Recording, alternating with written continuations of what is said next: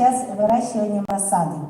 Но то, что самое основное, так как мы мастера, мы работаем с детьми, мы обучаем детей. В 23-м году у нас был запуск водопровода. Это такая красота. И огромное спасибо нашей Айталине Ивановне, главе Наслега. Вы за Айталину Васильевну!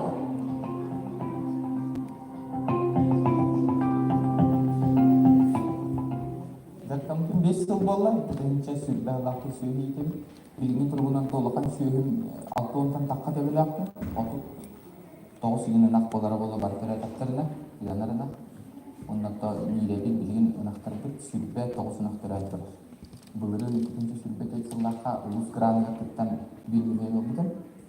Anlamaya gelin varına basaydı da. Kuru kuni konkurslar boluna, doktor boluna, pastayına var bolar. Yani mencapai skala karena pemilihan dokumen sendiri yang kaya beda-beda konsultasi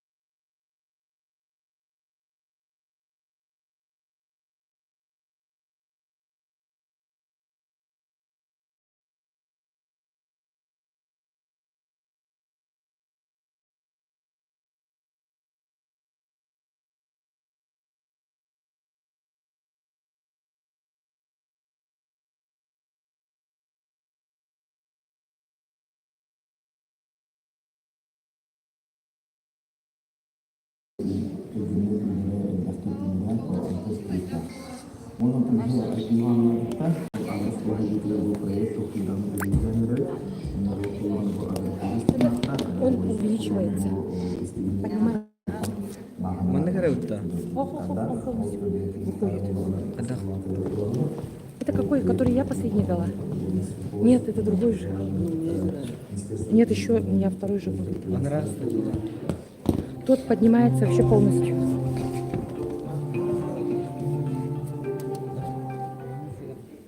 Биехаттан агрошкола олар аманы практика көрбек, аманы практикатын билен амырын бердегі қайдан амырын, үйленелер, оны амырын уже сені нері олдалар. он пример болманы билеха били уже куран неделеттен кироккам болар май битердилы антон май битте даган билеса бүтүн тактан билемин бүтүн билемден уже улапты тоқтары атыраханы битирен тарихта нехилекке бейне көмөлөһү. На данный момент самая горячая пора у нас апрель месяц. Мы занимаемся сейчас выращиванием рассады. Но то, что самое основное, так как мы мастера, мы работаем с детьми, мы обучаем детей. В 23-м году у нас был запуск водопровода. Это такая красота. И огромное спасибо нашей Айталине Ивановне, главе Росвега. Мы за Айталину Ертеңестуда комплексный болукта. Ола битен кемерен ортоскунан жарыдарарда бубача биомогорукта, кемерен карманнан, кемере сүйгүннен, кемере халганнан бир работа производствосы бир барата туспа кайскандан барам. Оны барытын жабу улуустахамыгар бирге тегине халайттаран кимдери жа онна избылта кезешка бар болдугунан экспортты бөлүп Манна урду? Там 5 жыл болла, кетенче сүйтбе лахты сүйүн. Билини тургунан толукан сүйүн алтуонтан такка да билахты. Оту 9 гинен ак болара болу бартыра тактырына, янарына. Оннакта биреби билин нактарды сүйтбе 9 нактырады. Булырын кетенче сүйтбе кетсуллаха улус градыктан билилене бутун. Амна мен телини ванна басажута. Токуру бини конкурстар болуна, доктор болуна, постоянно бар болар. Бәлке поддержкала, она кумелehen документом, сумбира, хаян бирен беритен, ситасбирен халли.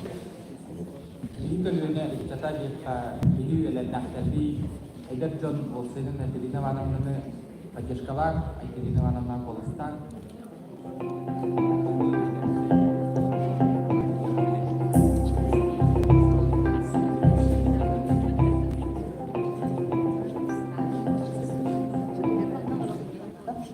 Айталина Ивановна проект ахылларына өйрәткән.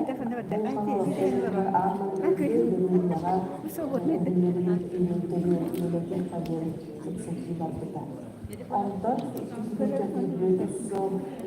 sayılar oyuncudan sağlar gibi bu kimlik onda ahımda bilen kiler nasılda bana bir sezonla Айталина Ивановна beğenilmesinde var kere kostümleri, popuları, bizanari, öyle çözleri, bahaneyi kayıstıları, yöntem olarak derintelerin, barışlıkları terkörtleri, John Respublika arasınlıkları terkelerinin aslında halaybarlıkları. Bu bir kim bitiler gelenler, Johnlar medisinske ömürleri bulanların sağına astılanlar, bir bunu Türkçen oluşuyorlar. Amandaki bütünleri de rahatçılığı yakıştırır, onunla emin tomu ayırır, nazarçıyım olur. Onun kolların sistemaların ucu olan baranlar. Ekürler, tüherebi, okulis, yemrolar, kardiyollar, zibirşlay kolası onlar. Ona kahandağını uzun istede, duruluyorlar, köpürüyle köpürülür gelen baranlar. Айталина Ивановна вклада ден bu balığı zdaniyada пустой көмүлү склад болар булмакка жон кален индерден берен бөтөн мастер класс aha астынан уже Казакстанда келип жонун балдар yüzden келендер 400'den келендер ким бир астынан ай балаларына мындык өссө да өрүлөдүлөр мактана эте өсө келип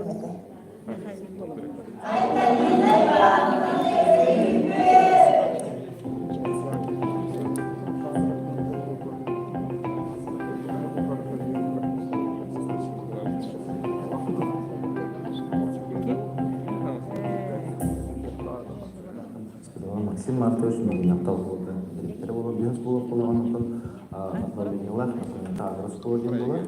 Бұл Айталина Ивановна есебінде бұл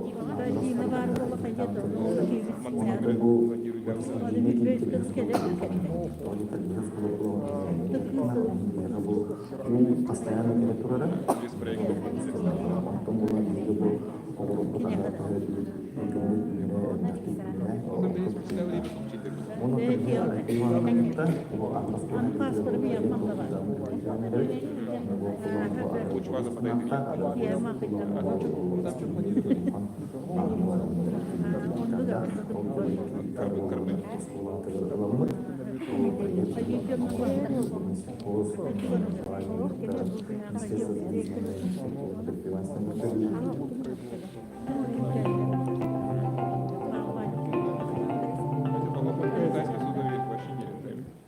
Биехаттан агроскола оғылыр аманы практикаларын, тамыны практикатын билен оғырын үйелтені қайдан оғырын, оны үйенелер, оны оғырын барыны уже сенелері олымдылар. Оны күннер болағыны билеға білін уже кәрен неделеттен пикировкан оғырылыр, май бүтерділі.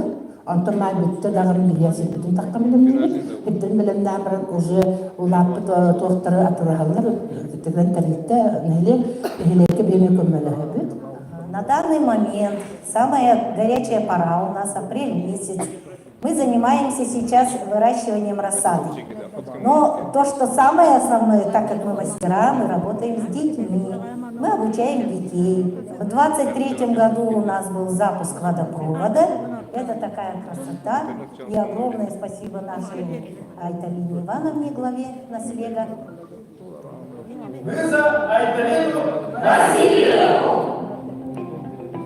Бир хозяйствода комплексный булукта. Ола бетер кимере портоскундан жарыгарарда бу бача биомогорукта, кимере карманнан, кимере сүйүнен, кимере халкынан переработка производства сбыт барыта тус-туспа кайысханнан баран. Ону барытын жа бу улууста хамыгар бирге теңге халайттаран киннери өйөн күйлүден берен грант булукта. Жа онно избыток излишка бар болғанынан экспортты мекөрөк Заркам 5 жыл болла, кетенче сүйді лақты сүйінетін, біліңі тұрғынан толыған сүйінін 6-10 таққа дөбілі ақты, отыр 9 үйінің ақ болары болы бар кері тақтырына, янарына. Оннарда нелебін білген нақтырдық сүйді 9 нақтыры ақтырыр. Бұлырын кетенче сүйді кетсіллаққа 100 грамм еркіттен білгізген өтіп, ағынан әйделіні барына басадықта. Тұқыру білген конкурстар болынар, доктор болынар, постоянно бар болар. Бәді поддержкалар, көміліген документің орсын берен, қаян берен берен, консультация болын қалуы. Бикөлүнө чата дипка бигүлен нахтаби эдер жон болсенин эдер ванабыны поддержкалар, эдер ванабыны болуста.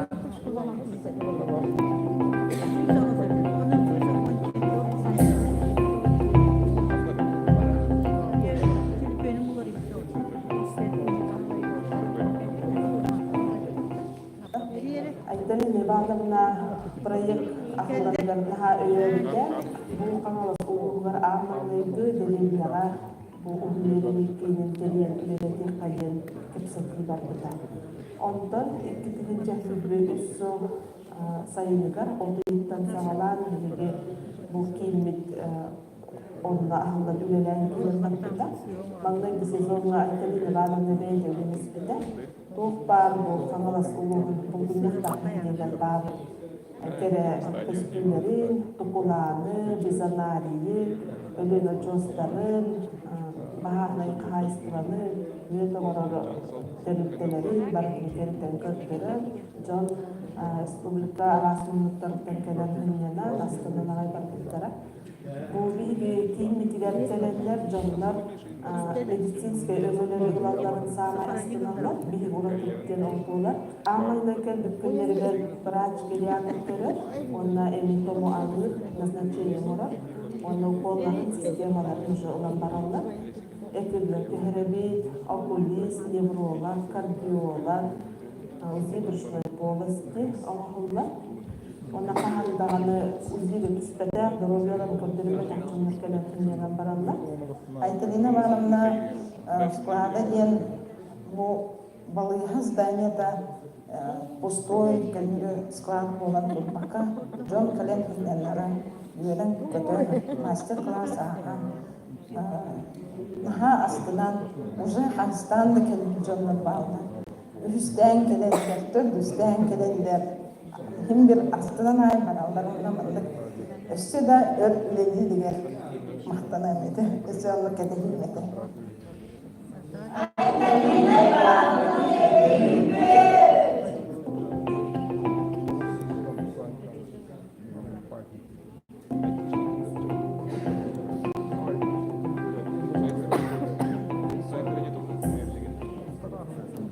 Максим Мартович Музынаков. Требовал было полгода, нелах, например, та расположен была, bu айтырдың вакытында бұл агрос школа хайда там көрбүттү. Онотон бул отысына жүрген кимдер школа болгон.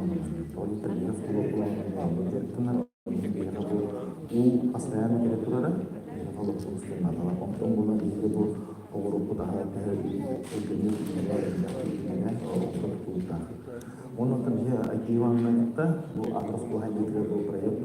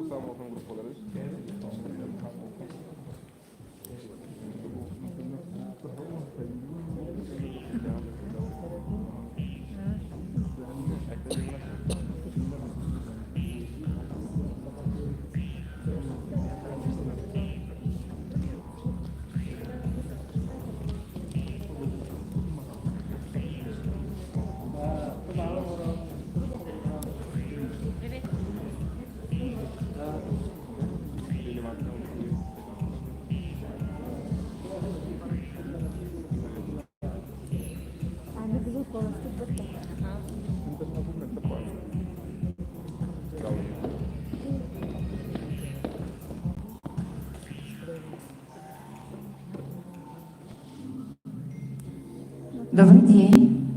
Здравствуйте. Я очень рада приветствовать своих земляков.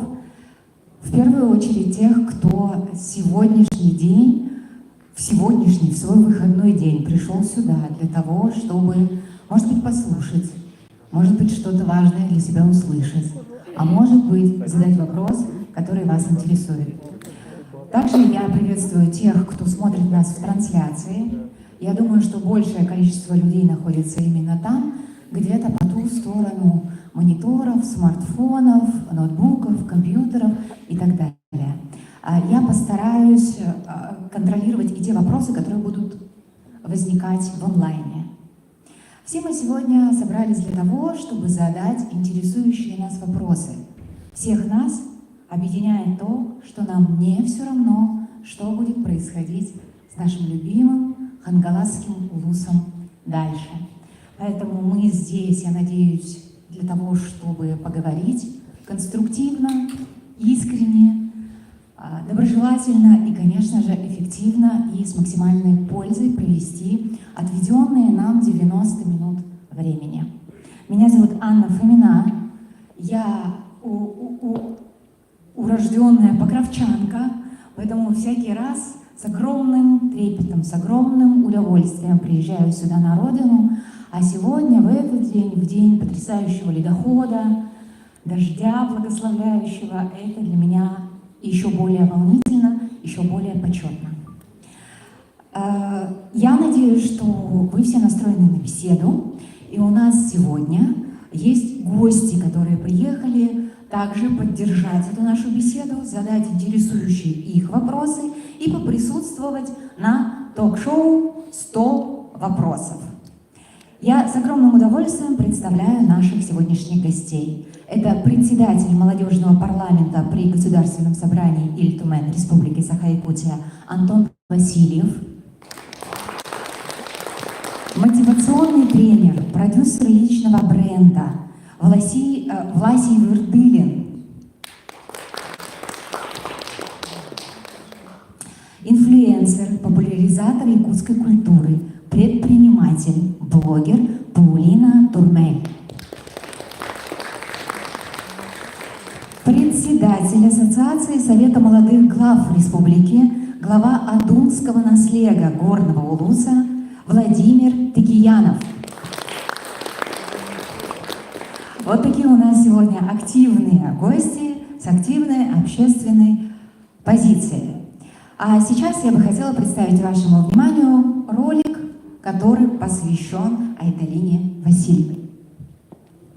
Меня зовут Айталина Васильева. 24 года меня избрали главой Манчжигарского первого наслега. И мне говорили, ты молодая, ты не справишься.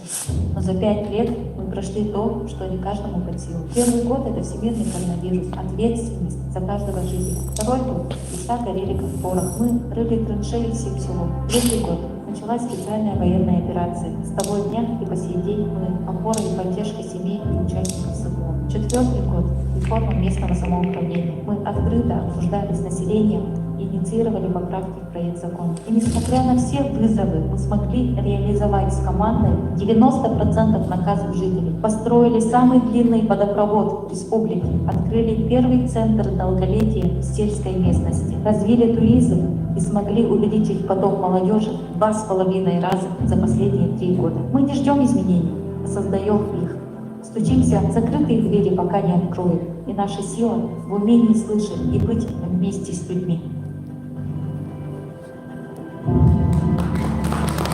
Ну что ж, уважаемые земляки, встречайте. Сегодня на наши с вами вопросы ответит глава первого Манчжигарского наслега, кандидат праймерис на главу Хангаласского улуса, лауреат премии президента Российской Федерации для талантливой молодежи, победитель конкурсов «Интеллектуал года» и «Молодой лидер России», участник школы мэров, лучший социальный партнер среди глав сельских поселений Якутии Айталина Васильева.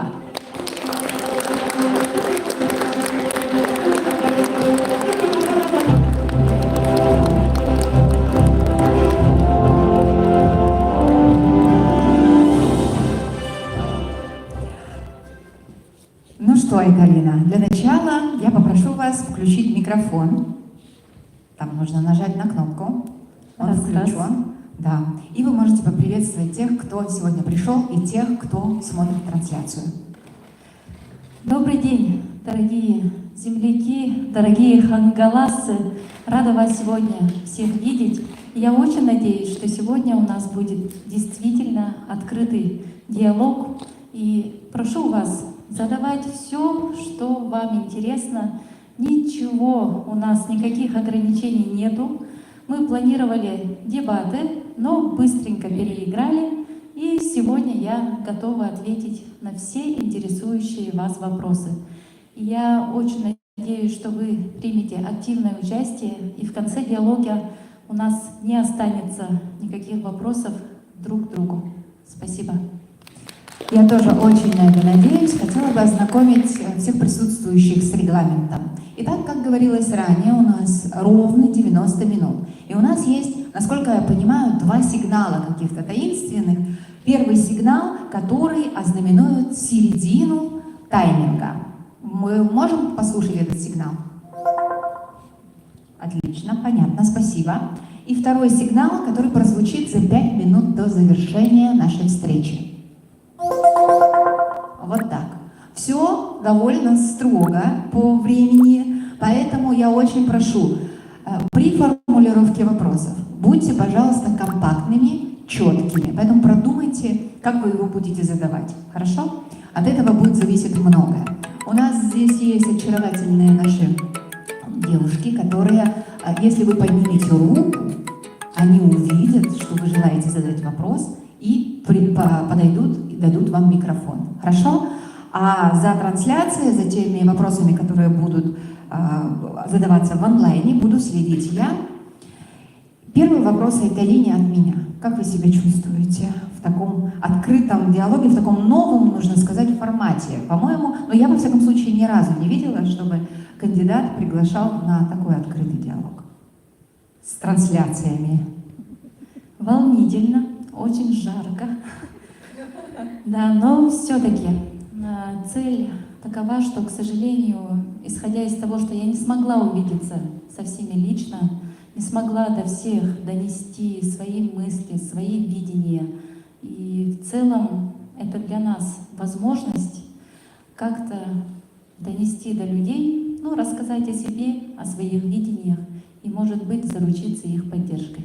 Ну, здорово, что мы живем в 2025 году, что у нас есть такие технические возможности, да, когда мы можем донести мысль при помощи онлайн-трансляции. Ну что ж, я предлагаю начать. Начнем, наверное, с Республики Саха-Якутия Антона Васильева. Раз, два, три. Да, еще раз всем здравствуйте, дорогие присутствующие, те, кто подключен онлайн. Буквально на днях мы подготовили весьма, я считаю, интересное интервью с Айталиной, и считаю очень важным тот вопрос, который прозвучал в интервью, который выйдет, кстати говоря, сегодня, озвучить, наверное, здесь при публике. Айталина, какие проекты, вот вы уже 5 лет являетесь главой Манджигарского первого наследия, какие проекты вы считаете ключевыми за время своей работы, которые вы успели реализовать? Благодарю. Ну, этот вопрос задают практически всегда, у меня спрашивают, и перечислять все, что мы делали, ну, думаю, особого смысла нету. Я хочу здесь отметить, наверное, самое главное, чем я действительно горжусь за эти 5 лет. Это объединение наших жителей, единство жителей села Бугуняхта, села Тойнары. Они за 5 лет сейчас практически несут полную ответственность друг за друга. Они помогают, они заботятся друг о друге. Все их идеи, инициативы мы лишь помогаем реализовывать на территории, и именно они являются вот этими таким сердцем, да, всего. И именно от них исходит вот это направление нашей общей работы. А по сути, конечно, мы гордимся всеми, и малыми, и большими нашими делами. И одним из них хотелось бы сказать летний водопровод, который впервые был для нас с первой точки зрения не так реалистичен, но в последующем, благодаря поддержке жителей, у нас все получилось. И, конечно же, Центр активного долголетия, первый в республике и в сельской местности, это еще раз подчеркивает то, что для нас не существует нерешаемых задач. Если есть цель, задача поставлена жителями, то мы его должны достичь различными путями и тем самым принести благо для наших жителей. Спасибо большое. Следующий вопрос прозвучит от Паулины Турмель. Нужно нажать. Антон профессионально включил и выключил микрофон. Всем добрый день, меня зовут Паулина. Впервые участвую в таком формате мероприятия и с большим удовольствием и интересом хочу принять участие и задать вопросы. Все-таки это касается тоже населения нашей республики. Я вот восхищена вообще вашей биографией, то, что вы в 24 года в столь юном возрасте стали главой района. И хотелось бы, помимо всего, узнать более подробно о вас, потому что, мне кажется, каждый все равно, когда вот при выборе своего кандидата, все равно хочет узнать поближе. Ну, как-то просто вот по-человечески. Где учились, чем увлекались и какие у вас цели. Спасибо. Я училась в селе Бугуняхтах, закончила там школу. Во время школы я была отличницей, президентом школы, и танцевала, и пела, и в волейбол играла. В общем, в этом плане я хочу очень сильно поблагодарить своих учителей, своих наставников, которые в подростковом периоде поверили в меня, в мои возможности, они направляли меня. И тем самым, благодаря детской школе искусств, благодаря детско-юношеской школе спортивной, вот сформирована была такая личность, как я. И в целом, если о себе рассказывать, я такая, какая есть и в жизни, и в работе, и в семье я не привыкла говорить о каких-то своих человеческих качествах. А что интересно в целом? Ну, имеется в виду, хотелось бы узнать именно, что вас подвигло именно вот принять решение именно на Ключевой вопрос, сразу ва-банк Паулина зашла. Что сподвигло выдвинуть свою кандидатуру в качестве кандидата в главы Хангаласского улуса? Да, я сейчас обучаюсь в школе мэров, это федеральная программа кадрового резерва, где, если кратко рассказать, как я туда попала и чему там нас обучают. Летом прошлого года сижу, работаю, мне звонят и говорят: заходите, сдавайте экзамены. Захожу, сдаю русский, математика, различные психологические тесты. Потом через неделю звонят и говорят: 8 человек прошли с республики и ждем ответа. Через месяц нам ответили, что 2 с республики, это у нас глава Мегина Хангаласского района Дмитрий Иванович Тихонов, и я прошли отбор на федеральную программу. И с этого момента, с октября месяца, каждый месяц мы вылетаем в различные регионы, где нас обучают анализировать слабые и сильные стороны этих субъектов, какие у них лучшие практики, какие неэффективные процессы, и мы им предлагаем свои решения. Кроме этого, наши лекторы, наши преподаватели и кураторы — это федеральные министры, чиновники, руководители федеральных корпораций, которые рассказывают самое главное, дают информацию, которую, к сожалению, мы здесь с вами не получаем. К чему мы с вами должны быть готовы, как мы должны усилить территорию и как мы должны работать именно с жителями на местах. И получив, проанализировав и получая до сих пор всю эту информацию, я приняла для себя решение, что именно глава района — это тот человек, который должен все это знать, уметь принимать это все на практике и быть ближе к людям. Именно глава района — это ответственное лицо, который своими мыслями, своими действиями и своими поступками будет объединять людей, усиливать территорию и, конечно, приводить, чтобы у нас было и развитие в нашем районе. Я поняла для себя, что я смогу и знаю, как сделать Хангаласский район одним из лидеров в Республике Саха-Якутия, чтобы наш район выбирали молодежь, независимо откуда, чтобы приезжали сюда, работали, созидали. И, конечно же, главная задача — это сохранить сельские территории, сохранить рабочие места и эффективно управлять теми ограниченными средствами, которые есть, анализируя полностью внешние факторы, которые происходят в настоящий момент в нашем обществе. Краткого такого ответа, почему я иду на главу района, нет, но многие говорят: почему дома не сидишь? Почему в селе тебе же так рано, ты молодая, 29 лет, посиди еще, возьми там опыта работы и так далее. Либо говорят: это кресло для тебя, какой-то там трамплин чудесный, я не знаю, что в этом кресле, чтобы оттуда выпрыгнуть куда-то далеко-далеко, и тем самым я пользуюсь и реализую какие-то свои амбиции. Я тут хочу ответить открыто и честно: это никакие не амбиции. Должность главы района Хангаласского улуса не та должность, на которую бы очень хотелось попасть. Именно с амбициями. Извините, мы же говорим честно, да?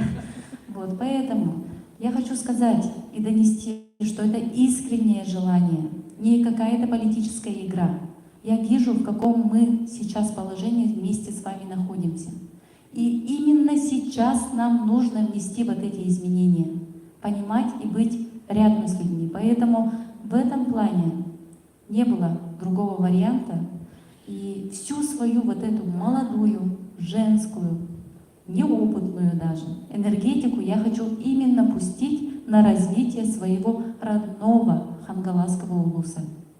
Предложения поступают действительно. Эта программа «Школа мэров» готовит хороших кадров. Меня приглашали и в органы исполнительной власти. Но это мне в данный момент не интересно. Потому что где-то здесь у нас есть уважаемый, и мною очень сильно уважаемый наш земляк, народный писатель Павел Николаевич Харитонов, Аюко. И он 3 года назад, когда приехал ко мне в село, он на одном из наших конференций сказал: в первую очередь нужно отдать долг малой родине, а потом уже заниматься своей личной жизнью. Я не могу сказать, самое главное, просто поверьте, что действительно такое бывает, что нет никаких корыстных или иных целей. Я действительно хочу развивать свой район. Спасибо.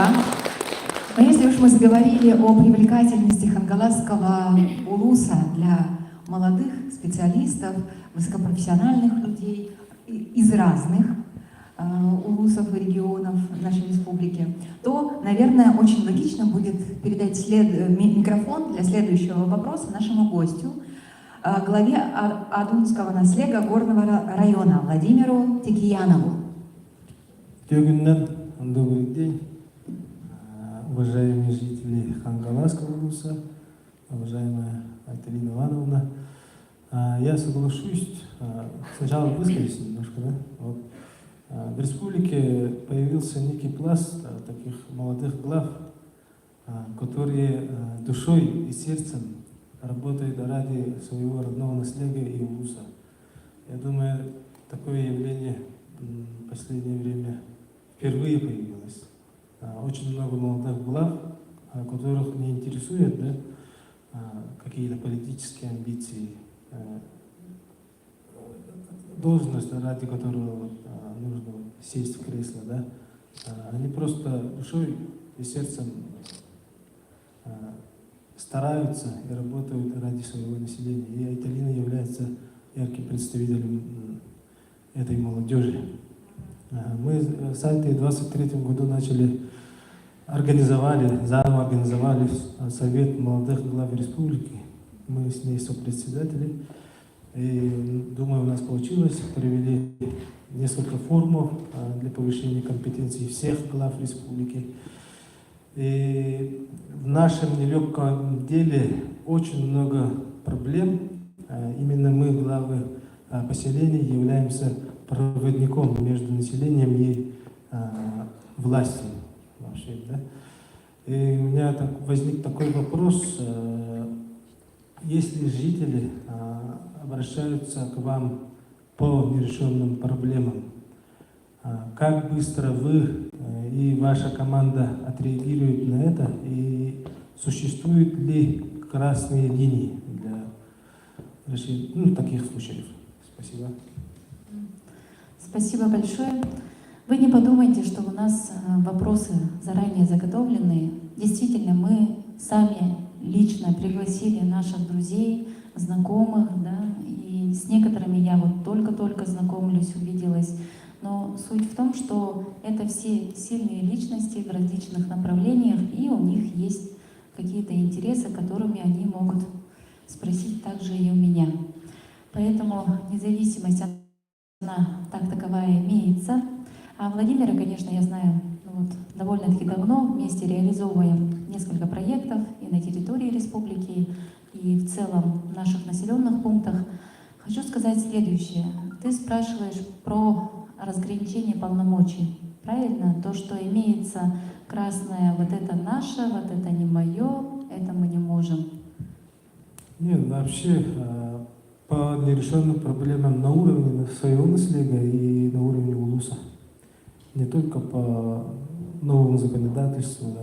Ну, у нас же много проблем. Проблем много. Проблемы, например, по свалке, по ЖБО, по ТБО. Как вы решаете такие проблемы? И, например, у меня в селе самая большая кричащая проблема – это отсутствие центрального отопления. С первым Мадагаскаром тоже, наверное, есть свои проблемы. Красные линии имеете в виду самые актуальные, то, что важно решать, то, что вопросы, которые наиболее остро стоят. В первую очередь, наверное, когда мы только начинали свою работу, мы смотрели вдаль. То есть мы думали о развитии, реализовывали различные проекты про развитие туризма, про развитие там, в сфере инфраструктуры, участвовали в программах. А в целом, в последующем, мы поняли, людям для счастья не так уж и много надо. Самое главное, когда мы начали очень хорошо, тесно именно общаться с нашими жителями, мы поняли то, что необходимо это вот ремонт дорог, освещение, чтобы удобно, комфортно и безопасно было на территории, да? И чтобы собак не было. И, конечно же, и чтобы и врачи были, куда мусор сливать, жидкие бытовые отходы и так далее. Поэтому мы активно начали этим заниматься. К сожалению, есть такие задачи, которые в настоящий момент без поддержки республиканской федеральной власти пока мы не можем решить, но мы идем все равно, движемся к этому, и имеются предпосылки к их решению. Например, у нас жидкие бытовые отходы. На территории Хангаласского района у нас имеется только одно лицензированное место, куда мы с вами сливаем жидкие бытовые отходы, это город Покровск. А вы представьте, Си-Сити, грубо говоря, перевозить ЖБО сюда, в город Покровск, минус 50, минус 40. И эта проблема, она везде, не только у нас в районе, это везде по республике. И, по-моему, 2 или 3 года назад у нас был съезд глав республики, где я тоже выступала, предлагала пилотным проектом пустить строительство модульных очистных сооружений. Ее отличие от капитального очистного сооружения, что оно недорогое. Объем маленький, но строить его быстро, легко, не так затратно для муниципального бюджета. И тем самым у нас была программа пилотная у Министерства жилищно-коммунального хозяйства, и она, по-моему, в 3 районах реализовывается и в последующем должна также выйти на республиканский уровень. Наша задача, мы это можем решить тоже на месте, из бюджета района, из бюджетов поселений, и поставить в муниципальных образованиях, там, чередуя 2 населенных пункта, 3, одно модульное очистное сооружение. А по поводу собак мы решили, например, город Покровск, мы с вами находимся, да? Город Покровск, очень много, вот я тоже вижу, собаки бегают, люди жалуются.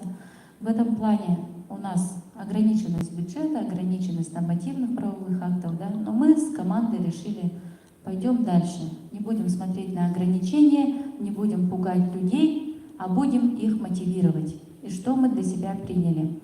В первую очередь мы по отлову, там несколько направлений, отлов. У нас в смете отлова есть эта статья, где только за отлов дается 800 рублей. За одну голову около 14 тысяч, а именно за отлов сам 800 рублей. И мы вот с подрядчиком переговорили и говорим, можешь ли ты эти 800 рублей передать нашим самозанятым, которые будут ловить их, отлавливать вместо тебя. Конечно, он согласился, и мы за 4 дня отловили более 13 голов. И тем самым реальная угроза, она резко снизилась. После этого мы усилили общественный контроль, то есть у нас имеется программа «Безопасный округ». Туда участвуют ответственные наши депутаты, которые работают по профилактической деятельности по округам. Второе направление – это ТОСы, это наши тёльбе.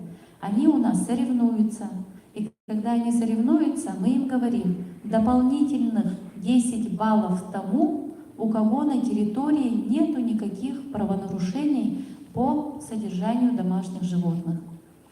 Тем самым они друг друга очень хорошо контролируют. Кроме этого, нашим школьникам мы решили научить их, какая же это ответственность собака, лучший друг человека, как его нужно дрессировать, как учить и так далее. Мы пригласили дрессировщика, кинолога, который показал детям, как это можно делать. Дети все зарядились.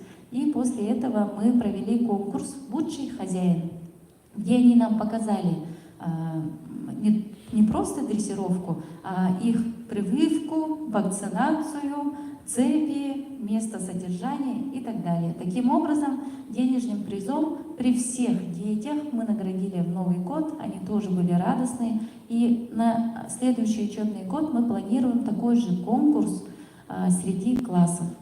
Таких мер может быть достаточно много, способов, как решать вопросы, тоже их огромное количество. Самое главное выбрать подходящие и работать вместе с людьми.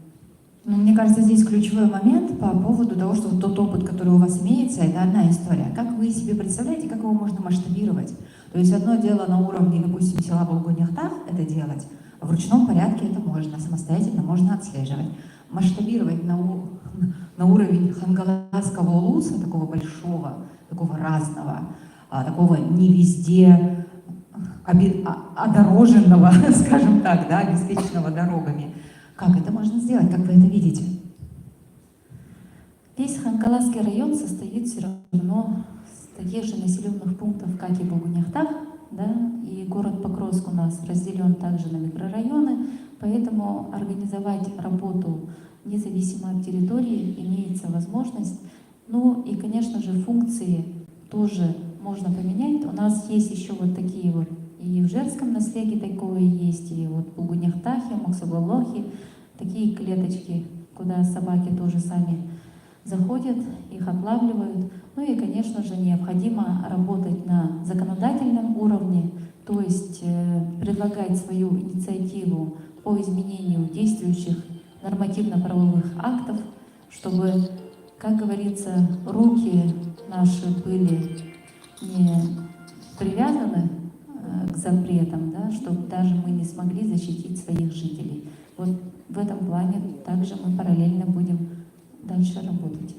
Хорошо, спасибо большое. Владимир, мы ответили на ваш вопрос? Спасибо. Может, послушаем именно жителей? Я думаю, что да, жителям надо. И я напоминаю, что у нас идет трансляция в паблике новости города Покровск, в сети ВКонтакте. И там у нас тоже вопросы уже поступают. Так, руку уже я вижу. Пожалуйста, с микрофоном.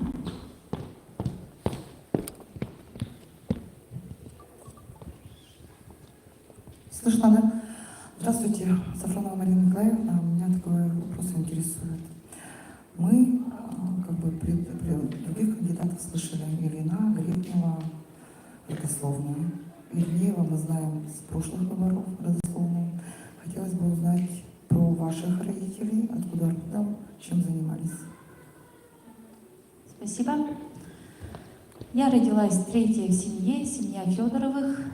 Мой отец родился в селе Булгуняхтах, Федоров Иван Семенович. В последние годы жизни занимался предпринимательством, развивал туризм. Кроме этого, моя мама, она живая, ее зовут Федорова Антонина Николаевна. Она родом с Нюрбинского района, переехала в село Булгуняхтах 36 лет тому назад.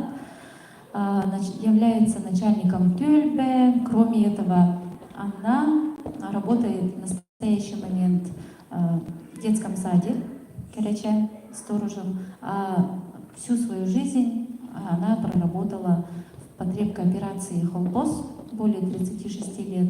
И она отличник потребкооперации и так далее.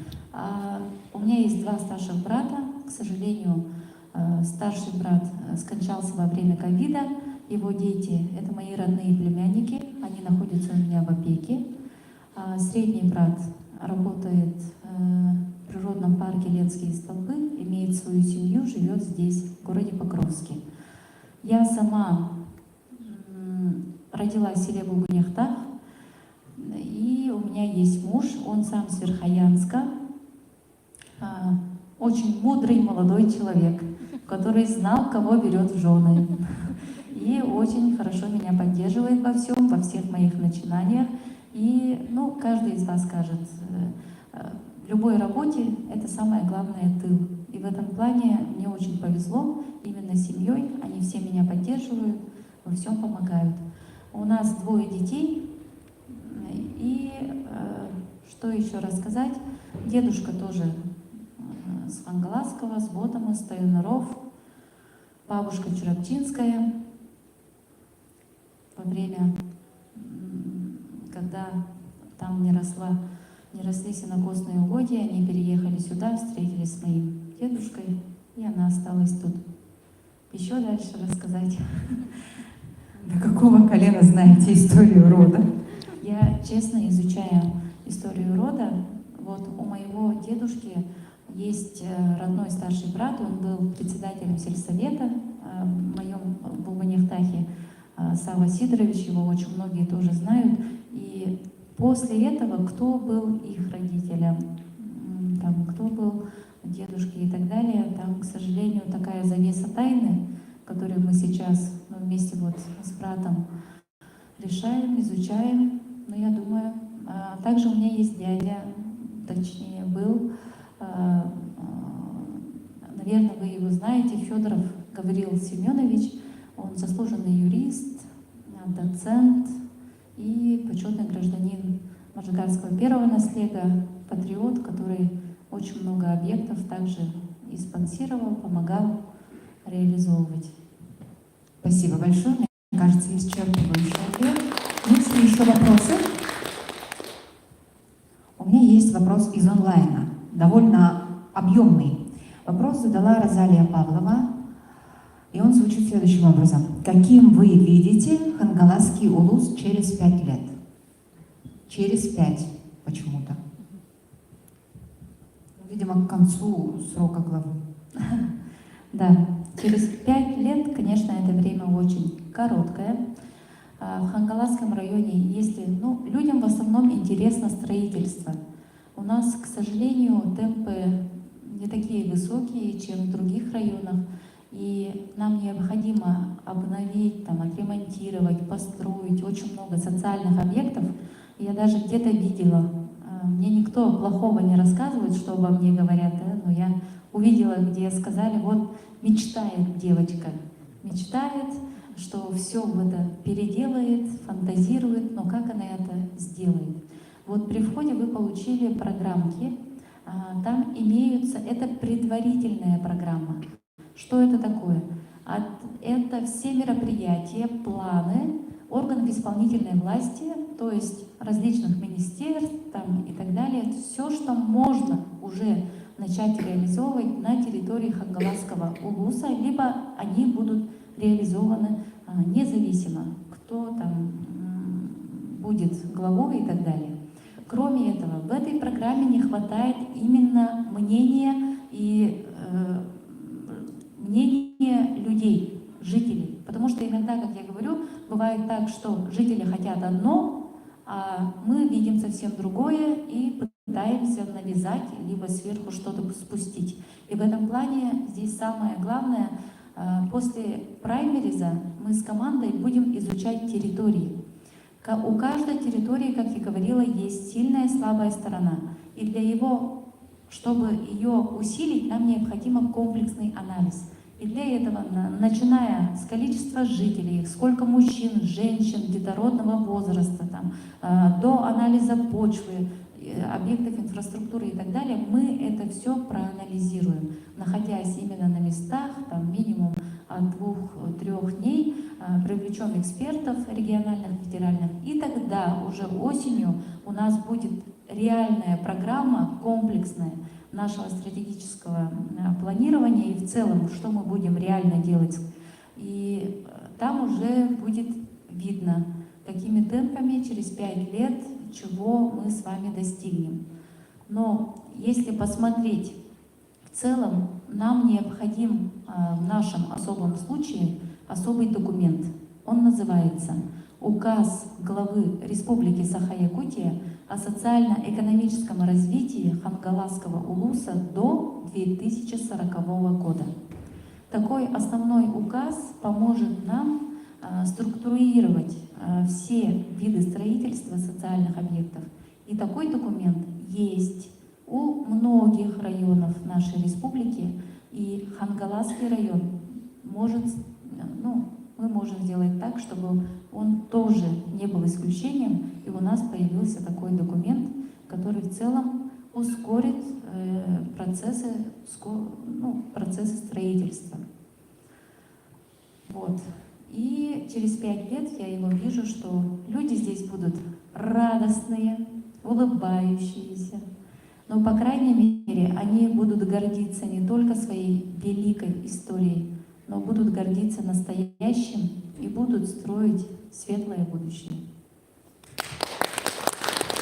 Ну, как-то я смотрю, тоже ничего, вроде бы выглядят довольные, улыбаются, доброжелательные, вопросы задают. Вопросы будут у вас? Довольные люди, улыбающиеся. Да. У нас намечается активистка Марина Николаевна. Да, у меня такой вопрос. Читала в газете «Хангалас» вашу статью, и невольно, как специалист в земельно-имущественных отношениях, да, у меня такое сложилось впечатление, что неразграниченные земельные участки вы хотите передать обратно в муниципальное образование, да? К чему это все приведет? Вы понимаете осознанность вот этого всего действия, что это нужно будет в каждом наследии? Специалист, который будет проводить аукционы, это во-первых. Это ляжет нагрузка на специалистов землеустроителей, зарплату землеустроителей, МРОД. Появится текучка кадров. То есть это приведет еще к большему бардаку. Вот этот вот вопрос, мне кажется, вам надо пересмотреть. Неразграниченные земли никак нельзя переводить обратно в муниципальное образование. Разграниченные, неразграниченные. Неразграниченные. Разграниченные они и так находятся в муниципальных образованиях. Да? Все, я поняла. Спасибо большое. Я хочу сказать следующее. Так как я являюсь по ту сторону стен, да, как говорится, глава муниципального образования, я в течение своей работы каждый год пытаюсь из бюджета заложить деньги, чтобы разграничивать земельные участки. Разграничивать и брать муниципальную собственность именно муниципального образования. В целом, почему это сподвигло, почему я к такой идее все-таки придерживаюсь этой идеи? Потому что сейчас на местах главы муниципальных образований у них нет возможности, грубо говоря, как-то стратегически планировать развитие этой территории. У них на то место, да, на те пастбища, куда бы могли ходить пастись наши коровы, лошадки, могут где-то здесь, находясь, написать заявление и просто использовать по другому назначению, и в итоге у нас даже для сельского хозяйства не остается сельхозугодий. И в этом плане мое принципиальное решение, независимо от каких-то, да, действительно, проблемы будут, но проблемы всегда есть и в том, и в этом понимании. В настоящий момент они тоже существуют. Если мы видоизменим и полномочия передадим муниципальным образованиям, да, будет кадры, может быть, зарплата будет поменьше, да, может кто-то не поедет туда, в район, в различные далекие наслега и так далее. Но и в настоящий момент наши землеустроители находятся вместе с нами, они выполняют работу совместно с командой муниципалитета, да. И хочу сказать, что финансовая часть и какая-то более такая, может, часть именно руководства, внутренних каких-то этих, это все возможно решить.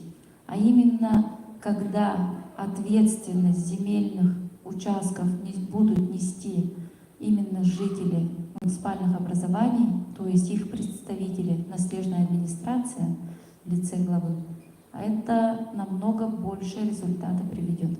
К сожалению, мы еще не дошли до такого уровня, чтобы все участки наших жителей были оформлены должным образом. Очень у многих родственники давно умерли, и они до сих пор не разграничили эти земельные участки. А здесь, в районе, об этом никто не знает, что это земельный участок этой семьи давным-давно, несколько десятилетий. Вообще история земли, она хранится именно на местах. И в этом плане, я думаю, что для развития именно сельских территорий побольше полномочий, побольше власти и ответственности нужно давать именно муниципальным образованиям на местах. А район — это такой орган, который координирует, ставит цели, единые задачи и в последующем помогает им в целом реализовывать и достигать наши общие цели для развития нашего района. Как я понимаю, у нас сейчас начнется активное бурное обсуждение. Ну вот представляете, будет проходить в муниципальном образовании, да? Землестроители, работники КУМИ. КУМИ зарплату оплачивает кто? Министерство земельных и имущественных отношений. Муниципальное образование не оплачивает работникам.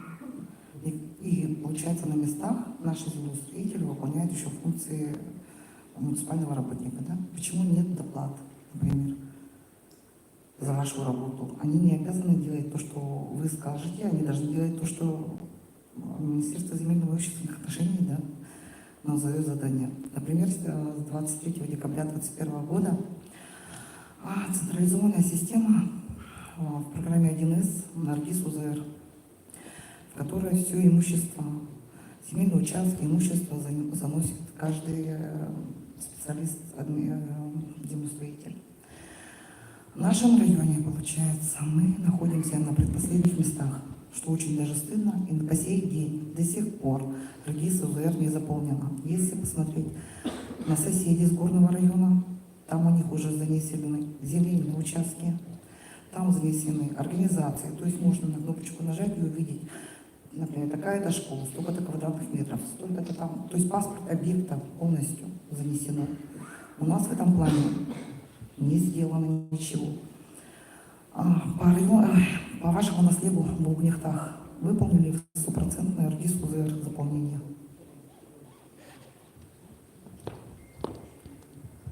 Спасибо за вопрос. Вот, честно скажу, не в обиду. В целом, вообще, вот это словосочетание «не наши полномочия», это, честно, меня немножко задевает, потому что и у МИЗО, да, там, и у администрации района, и у администрации села, у землестроителя, либо у главы села. Мы же за одно дело работаем, нет? Мы же хотим, чтобы люди наши жили хорошо на местах. И в этом плане, когда действительно мы встречаем эту проблему, землеустроитель один раз мне сказал: а вы не имеете мне права говорить и диктовать, что нам нужно там что-то дополнительно делать по земельным отношениям. Но я ему объяснила ценности нашей совместной работы и какие цели мы можем достичь именно вместе. И после этого у нас таких разговоров не было. Но именно вот этот разговор был про Наргиз УЗР, потому что тут идет такое, что нужен еще один специалист, который самостоятельно будет заходить и заполнять, делать. А сверху говорится, что это не полномочия именно землеустроителей и инженеров КУМИ. И в этом плане у нас 100% не заполнено, мы работаем над этим, но работа ведется. Владимир, скажи мне, пожалуйста, вот эту Наргиз, вы специалист твоей администрации вводит туда данные или землеустроитель заводит туда? Наргиз специалист. Твой? Да. Администрация? Да. И по соглашению с УИЗО горного УСА тоже землеустроитель. Они работают совместно с землеустроителем. Вместе? Да, сообща. Хорошо, вот результат эффективной работы, как и пример горного района, как мы говорим, да, то, что нам необходимо совместно работать. И тут полномочиями, то, что полномочия не наши, не ваши, но будем это решать и надеемся, что мы придем все равно к единому. Но мы и так вместе работаем. Текучка кадров действительно она есть, но необходимо, чтобы на местах они выполняли всю функцию касаемо земельных отношений. Спасибо. Вопросы из онлайн. Надежда Федорова, если вас выберут, с кем вы будете работать? То есть своих людей пригласите на работу или оставите администрацию как прежде? Есть у вас вообще команда?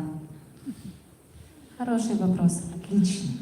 И, наверное, мой ответ может кому-то не понравиться, может понравиться. Отвечаю следующее. Команда, которая со мной сейчас работает, это команда предыдущего главы Манджикарского первого наслега. Мы с ним работаем, с ними все вместе работаем уже вот на протяжении 5 лет. Следующее. Я всегда говорю, нету плохих членов команды. Есть плохой руководитель, который несет ответственность за их поведение, за их квалификацию, за их отношение к работе, к жителям и так далее. Поэтому в этом плане у меня нету такого плана, проекта, чтобы зайти и начать там всех увольнять. Нет. Я готова и я планирую работать именно с теми людьми, которые сейчас там есть на местах, но нянчиться тоже не буду. В течение 6 месяцев мы уже поймем, у кого какие сильные стороны, и, может, сделаем перетасовку. Может, кто-то с критическим мышлением находится просто не на том месте. Но увольнять человека просто из-за того, что он поддержал кого-то там другого или меняя, независимо от каких-то трудовых качеств, это не про меня. В этом плане кадр для нас — это сейчас самое ценное. Вот о чем мы с вами, вот Мария Николаевна тоже, правильно, да? Ага, Марина Николаевна только и упомянула. В этом плане нам необходимо просто начать работу вместе, правильно, верно, с основными принципами, единой целью, и это все будет четко, ясно высказано. И посмотрим, кто как среагирует, как будем вместе работать. И, конечно же, очень хотелось бы видеть, кто моя команда. Я хочу видеть среди них, конечно, наших уроженцев Хангаласского вуза. Очень много талантливых, умных, перспективных людей, которые, к сожалению, находятся за пределами нашего района.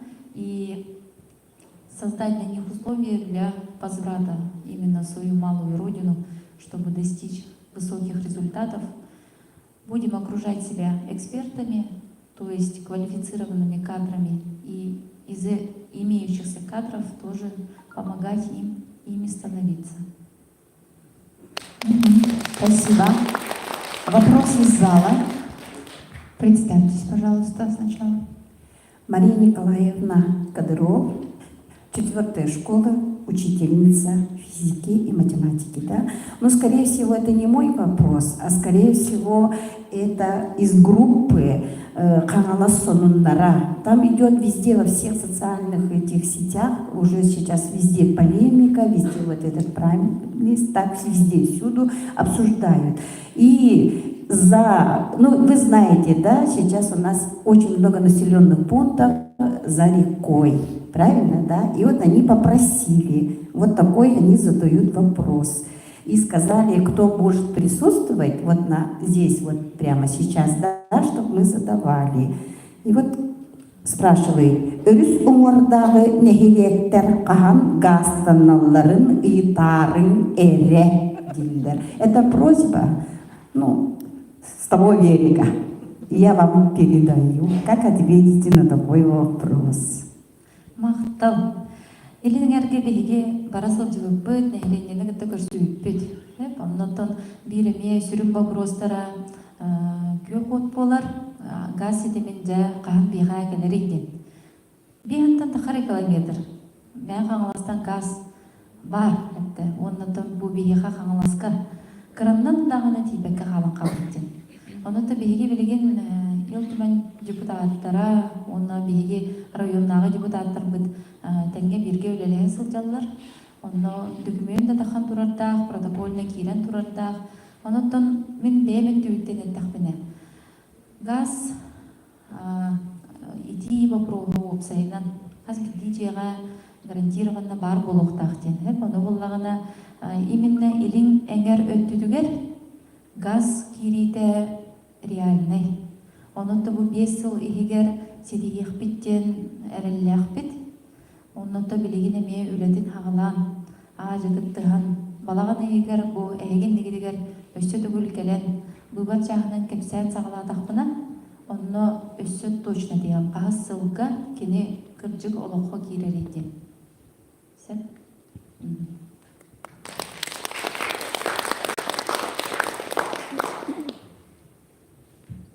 Есть еще вопрос? Где-то здесь была рука, вот впереди, во втором ряду. Приветствую уважаемых жителей Хангаласского улуса.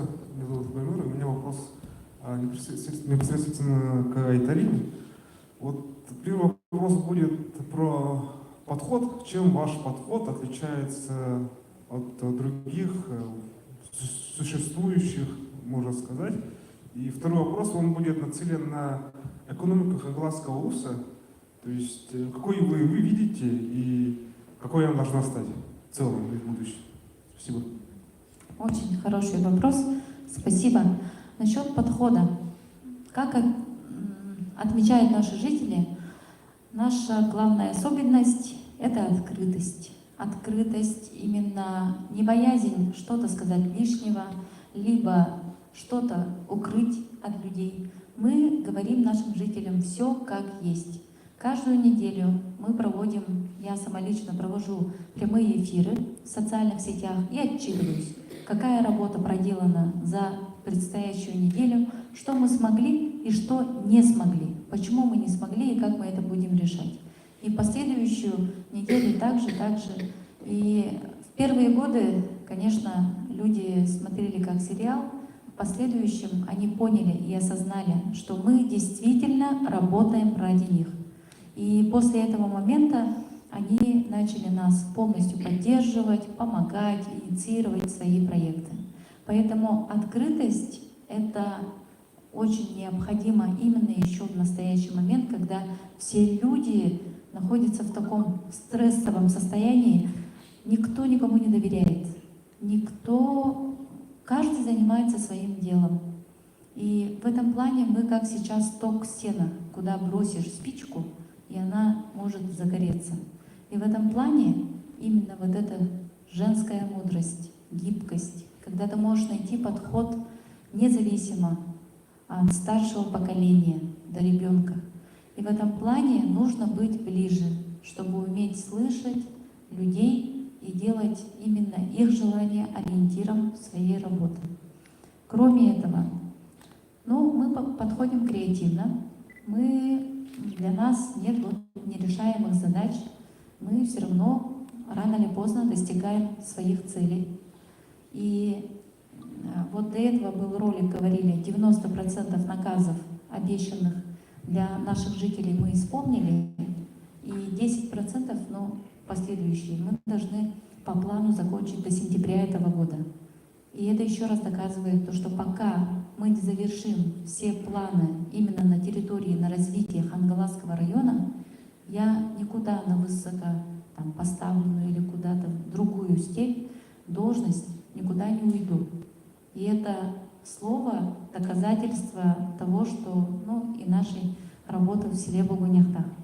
А по поводу подход такой и, конечно, комплексный. Мы анализируем. Иногда у нас часто бывает, что решая одну проблему, мы создаем еще дополнительных 3.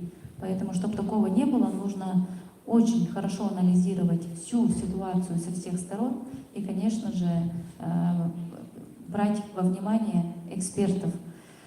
Кроме этого, насчет экономики. В настоящий момент бюджет нашего района является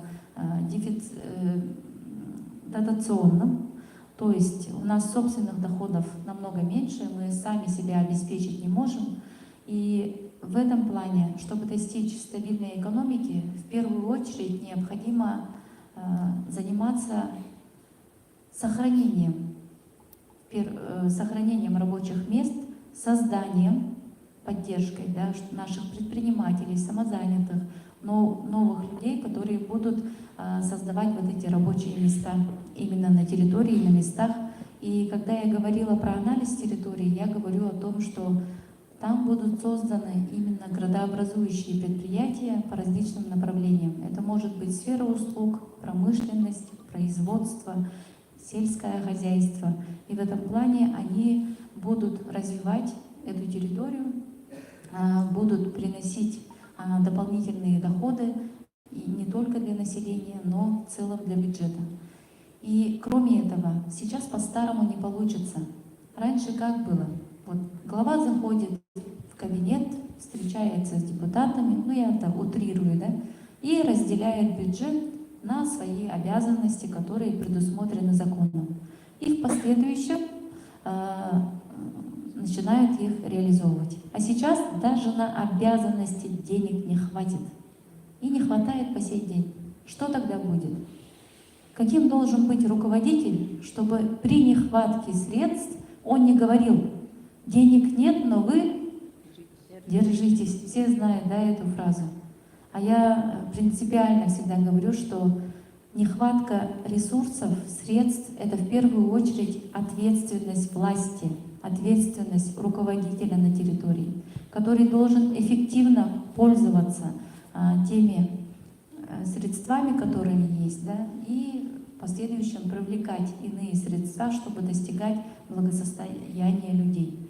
К сожалению, у нас эта ответственность очень много возлагается именно на жителей.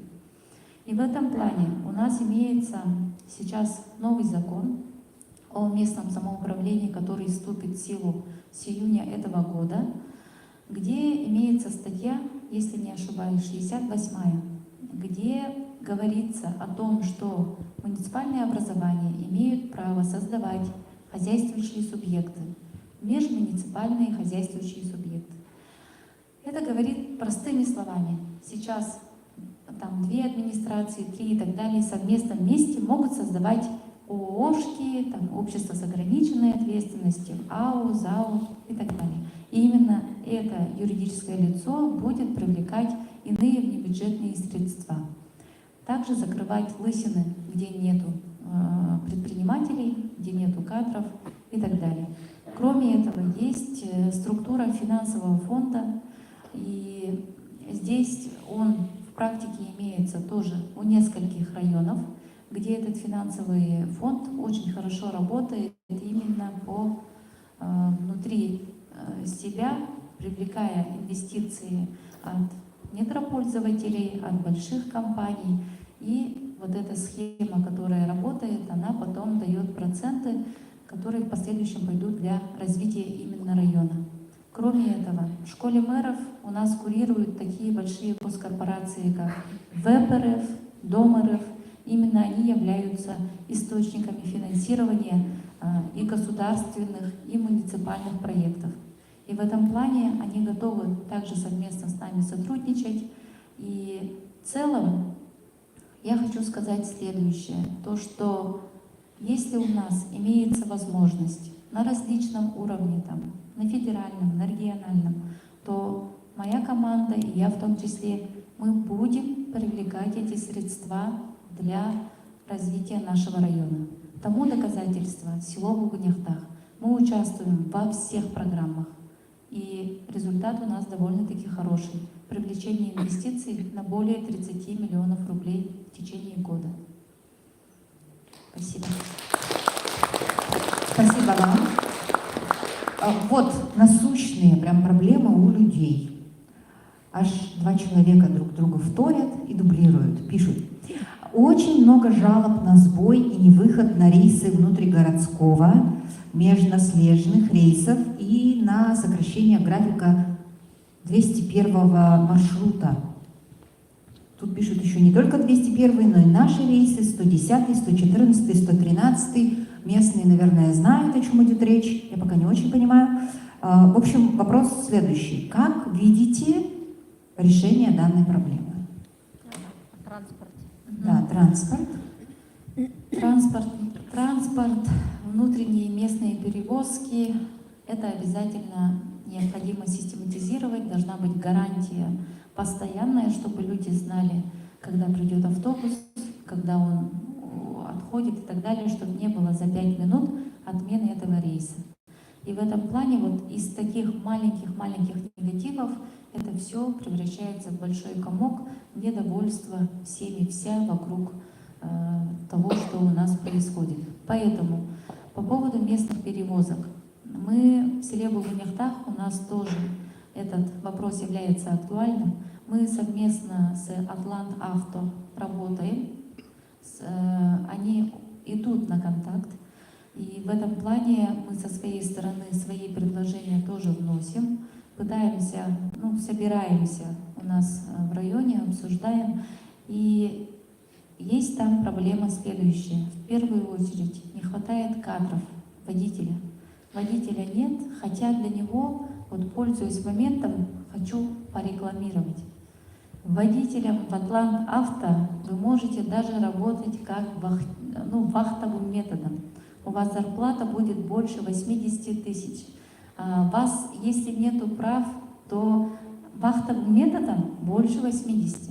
Яра Дмитриевна так говорила, но там без выходных, там так крутится. Но там 24/7, нет? Да, там, по-моему, в течение скольких-то дней. И кроме этого, они обучают, помогают получать права, категорию. И, если нужно, могут помочь там, по-моему, у них дома нету. Вот это тоже наша главная проблема по всем кадрам, по всем направлениям образования, медицина. То, что у нас нету социального жилья, резервного фонда, где бы мы могли поселить наших кадров, которые будут там работать. И в этом плане я хочу сказать то, что сейчас в поселке Мухсагаллох и в целом прямые рейсы до города Якутска у нас отменили, то есть будние дни, у нас остались выходного дня и, по-моему, там 2 дня, четверг, среда, четверг, где-то так. Здесь я хочу сказать то, что субсидирование не было, по-моему, там проблема в субсидии, субсидия не получена, и поэтому из-за ограниченности средств начинают сокращать расходы. И в этом плане наш Атлант Авто, у него есть 2 новых автобуса красных, и они будут ездить рейсом прямым до Якутска. И они уже подали документы в Министерство транспорта на согласование этого маршрута. И я очень надеюсь, что в скором времени этот вопрос тоже положительным образом решится. И самое главное, почему наша до этого проблема была? Мы реально сидели за переговорами, да, и, к сожалению, то, что мы, точнее, наши коллеги предлагали, и мы в том числе, не совпадало с желаниями жителей. Мы говорили одно время, а оказывается, людям ездить в другое время, намного удобнее. И поэтому все время график менялся, и в конце концов до сих пор не можем систематизировать. Поэтому действительно проблема актуальная, и мы в процессе. Надеюсь, что совещание, которое пройдет на следующей неделе, у нас даст хорошие плоды. На следующей неделе. Тогда ждем следующую неделю. Хорошо. Вопрос здесь, да? Ага. Төкіннен болуқтың басты бұлақ етіліне бадымда қаңылас жөні серкеті, онда ұлданытты бұл үңірілақ алжеттер болып бұлақтырды. Мен бәйім Александра Антоева Масақа болабын. Мәңге қаңыластан бұл ұлы өбебітін туарамын маяттан айыннан келді. Тух темен. Айталина Ивановна тугнан кратык секретарь. Наверное, скорее всего, я, получается, немножко раскрою, отвечу на вопрос Паулины. Кто такая Айталина Ивановна? Айталина Ивановна моя студентка. Знаю я ее со школьной скамьи. И также еще хочу сказать о том, что действительно это не ее минутный порыв сделать для своего населения какое-то дело и рваться к власти, да? Как многие, возможно, думают. Это все планомерно, потому что, обучаясь в школе, в 16 лет Айталина Ивановна стала молодым лидером России. То есть вы понимаете, где осколар дагаттан ого бәді бу бәйіні салайыға, оны иннеге көнге сылжарға бәді жолурдақ кей болдыға де. Бу бүтүн дойдугутугар кастаганы оголор келеннер бу күрәхтәһен кини маннайгы угулучу булан тагыстага де үтемие бәйте биге чөй көддүрлү. Дальше баханайдан саңранерімді қаңыласқа келемін деп. Так, потом дальше, Айталина Ивановна очень добрый человек, потому что первый наш проект, который мы вместе с ней работали, это во время студенчества, было добровольческое направление. Она являлась руководителем вожатского отряда «Волна мечты Ден».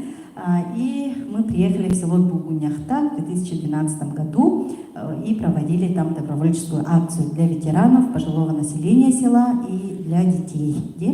И вот вплоть до сегодняшнего дня тот же самый проект про водопровод я тоже не наслышана не просто так, потому что отдыхая, вот как личный просто человек, поехал по Хунгаласскому улусу и проезжая мимо Булгуняхтаха, решила позвонить и заехать к Айталине. Звоню, спрашиваю: ой, Айталина, вот мы проезжаем в Булгуняхтах, Ягар Бардын Донин. Это было в 10 часов вечера. И мы приехали, она отправила по WhatsApp ссылку, где она находится. Мы доехали, и она действительно своими руками вместе со своей командой копала траншею, чтобы довести этот водопровод для всех жителей своего села.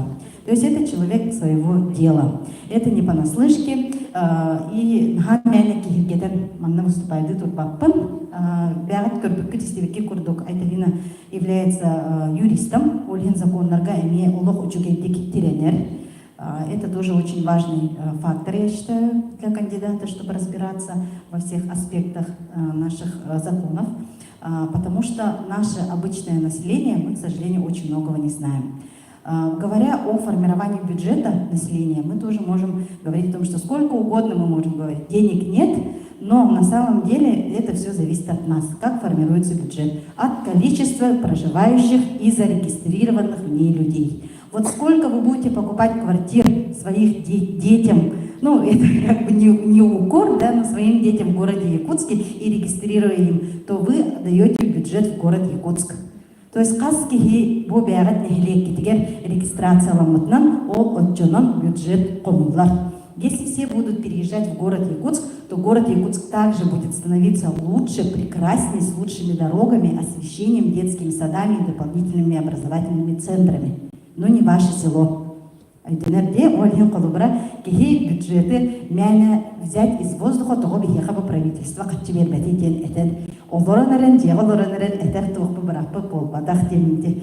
То глубын оннаттан будет либитен курдук. Бюджет тоже формируется уже на годы вперед, и на сегодняшний день до 2030 года уже все запланировано. Не бойтесь, это половина времени нашего истекло. Так, и хочу задать такой вот вопрос. Сама являюсь руководителем Центра дополнительного образования, и с Айталиной тоже вот работаю именно в сфере образования и воспитания. Поэтому вопрос у меня именно такой. Где-то вот иногда переводят неправильно некоторые слова якутские на русский язык. Воспитание не должно переводиться «идти». «Идти» ден сүйгүнү кейиді. Олата жахаяр, киллерер, ыр, оттур, ол барды «идти» ден. Бихе оголор бутын «иттер» качердин — это обязанности родителей. Это прямые обязанности наши, которые прописаны в законе Российской Федерации об образовании. Вот, краткими только Олин булана бихеки кайтах бу хаңлас улугар оголор сайдар эйгетин терияктин ден тухунан ыйтахтын багарам. Того жетерген бихека колубура меңе хаңласка атын кыран эхлектерге оголор кыджык биле художественный гимнастикадан жертан ыхтырын багаралар кас бидди төрөппүт багара булагы оголорун чөйбай кружоктарга хыртынаран ди олуну курдук оголорго мен кайта кара сайдар эйгетин тухунан ыйтык мактал. Мақтал болдым Александрага. Качықтағына бе Александралы натымбы студия. Ол хағына Александра Альбертовна ден. Білгенде Александра декпінсеп, кірді бұладан барамын. Онаттан тоқ текпін бағарауын қасыдан тұран. Хаңаластар бағынайдар болбадақ бұд. Беге хаңаластар сақаны сақат әтпет, хақана роғыдың түріттәбет. Улус болабыдынан эти жагыгар сахалар бүттеттерен Этехпен багарабын оннаттан туохтен хахалы тын бихагаттан бу бидеге кылларга ме теңге чөйдик сайдан история битин чинчен үйрөтен оглорбутун оннук такыян иден ден туландыгар туохтетигини сайыннаран олоробут онуттан туохтене техпен багарабын тихаттаах тугаттен Чакускайттан билигин эдер чады биһиги бэйбидигер хаҥаласка тардыахтаахпыт конкурентный среда үөскүөхтаах того бу Чакускайга олорор эдер ыал хаҥаласка көһөн келер багаһанаата үөскүөхтаахы бастадан туран ханныктаганы эдер ыал ого хайдар местеде хайдар объекттара эйгеде уох боллагана кина ол территорияга хандагана олоксуян калбат агаяк сылынан оҕобар үчүгее багарабын диэн онтон көһөн барар. Ол ихин эте түтүгер оттон хомойох ихин. Федеральный уровеньга целый нацпроект бар, семья ден, ол мина культура денеде. Эдинне бар өңөннөн дигине бихихага ого искусствода тутулуктагыда.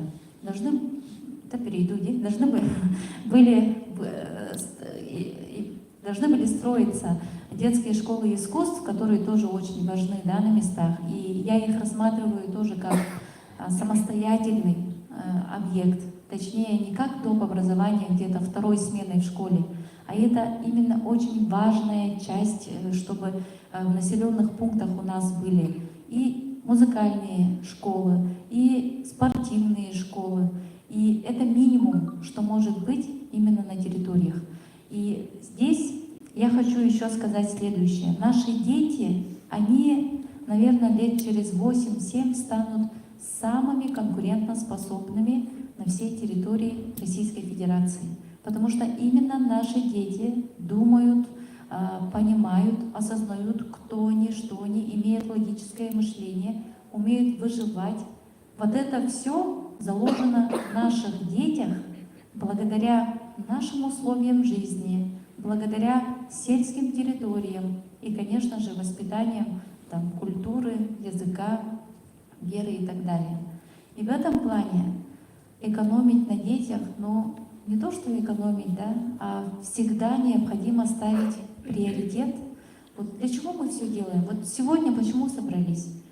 Ради детей, чтобы они в ближайшем будущем, у них все было хорошо и прекрасно, чтобы они были счастливые, здоровые, чтобы у них не было ограниченных каких-то возможностей. И в этом плане наш первый президент вырастающего поколения. Поэтому в последующем в работе именно в должности главы Хангаласского района, в этом плане я тоже буду иметь в приоритете именно развитие детей. К сожалению, вот федеральной, региональной программ нет. Мы сейчас даже построить не можем ни по какой программе.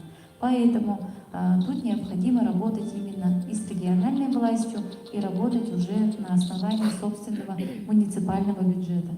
Кроме этого, насчет развития, да, у меня есть собственная школа, называется «Школа лидера». Вот как Александра упомянула, я работала вожатой. Вожатой в лагерях там и так далее. Поэтому в целом я очень люблю детей, и вместе с ними я как-то отдыхаю, раскрываюсь, это моя отдушина. Поэтому каждый четверг в 5 часов ко мне в администрацию приходят дети. Приходят, они ходят ко мне с 7 класса, сейчас им уже они 10 класс, да, их 17 человек, и мы с ними разговариваем, кто такой лидер, какими качествами должен обладать, они проекты различные пишут, и самое главное, они являются организаторами всех вот этих наших мероприятий. Там вот такой значок, организатор с мусорным мешком, и помогают нам все это дело реализовывать. Суть в чем? Это пример того, что ребенок с самого детства должен понимать и осознавать, что он что-то может изменить. И он несет ответственность за свое село, за свой поселок, за свой город. И это на своем личном примере я говорю. Это не простая сказка. Я вот в 10 классе, о котором тоже упомянула Александра, добровольческий отряд. Это я придумала, когда уже второй день подряд сидела и копалась в огороде, убирала сорняки и подумала, а как же бабушкам? Бабушки бедные, там, у них же вся спина будет болеть. И поэтому пошла к главе нашего наследия в то время, Александр Петрович Тимофеев, очень сильно волновалась. Зашла и говорю, ой, у меня такой классный проект, я хочу помогать старшему поколению, называется «Чип и Дейл спешат на помощь». И разрешите, пожалуйста, мне пользоваться сценой, которая находится в парке. Александр Петрович очень удивился, так похвалил меня, по-моему, еще дал 500 или 1000 рублей. Я оттуда вышла окрыленная тем, что все, я могу сделать что-то такое прекрасное и хорошее, и действительно изменить жизнь своего окружения. И после этого вот началась вот эта деятельность, и эта ответственность не покидала меня ни на минуту. И вот эти школа лидера перед Новым годом, 4 из них подошли ко мне и говорят, Айталина Ивановна, в следующем году мы сдаем экзамены. Какие специальности и профессии не хватает в нашем селе, чтобы нам выбрать, куда нам поступить? Я там на месте чуть не расплакалась. Это говорит о том, что у детей не зря все эти 3-4 года мы с ними вместе проводили время.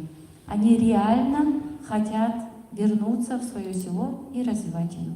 Поэтому дети — это наше все, их развитием со всей любовью нужно заниматься всем, независимо от полномочий. Спасибо. Спасибо большое. Так, здесь что-то началось. Мы разворошили какое-то осиное гнездо с автобусами. Все пишут очень плохо про Атлантавто. Я это читать не буду, пожалуй. Но хочу сказать, что если вдруг так получится, что вы вступите на пост главы, ну, надо будет готовиться, видимо, к тому, чтобы разбираться с этим вопросом основательно. И есть еще одна такая ремарка интересная. Это не вопрос, а больше, наверное, как пожелание. Как вот мне интересно, как вы к этому относитесь. Так, я потеряла. Николай Константинов пишет о том, что он просит возобновить разрешение на сельхозпалы, если станете главой. Но мне кажется, у вас есть к этому свое отношение, учитывая то, как вы тушили пожары. Разрешить сельхозпалы не могу, так как это у нас федеральный закон, который предусмотрен, но подать свою законотворческую инициативу мною было уже 3 года назад. Мы выходили с этим в Госдуму, и нам был дан четкий ответ, мы выходили именно с желанием того, что островных участков, у нас же много островных, они ни к чему не... Там нет угрозы населенному пункту, имуществу и так далее. Поэтому в этом плане ответ был прост, то что и находящиеся там и кустарники, и все вот эти насаждения, они все равно являются некой лесным фондом, частичкой, и то, что они будут уничтожены во время сельхозпала, также является нарушением. Поэтому в этом плане нам необходимо, конечно, все равно заниматься законотворческой инициативой. Этот вопрос, надеюсь, в конце концов решится, потому что сельхозпал именно в наших климатических условиях просто необходим, особенно на островных участках, где нет никакой угрозы, необходимо проводить и давать разрешение. Было понимание того, что можно на контроле, то есть когда-то 2 года назад ко мне подошел житель и говорит, вот, Айталина, мне сказали, если ты будешь стоять и смотреть, значит, я могу проводить сельхозпал. Есть такое, а ты не хочешь брать ответственность, и поэтому не разрешаешь нам сельхозпал. Я, конечно, после такого вышла во все надзорные органы, во все вышестоящие, где нету ни одной практики. Я говорю, я рада, давай пошли, я буду смотреть.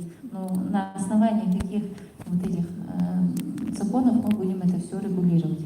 К сожалению, такой практики и процедуры мы не нашли, и в конце концов это осталось только в формате слухов. Но мы готовы, если потребуется, брать ответственность, находиться там и контролировать вот этот весь сельхозбанк.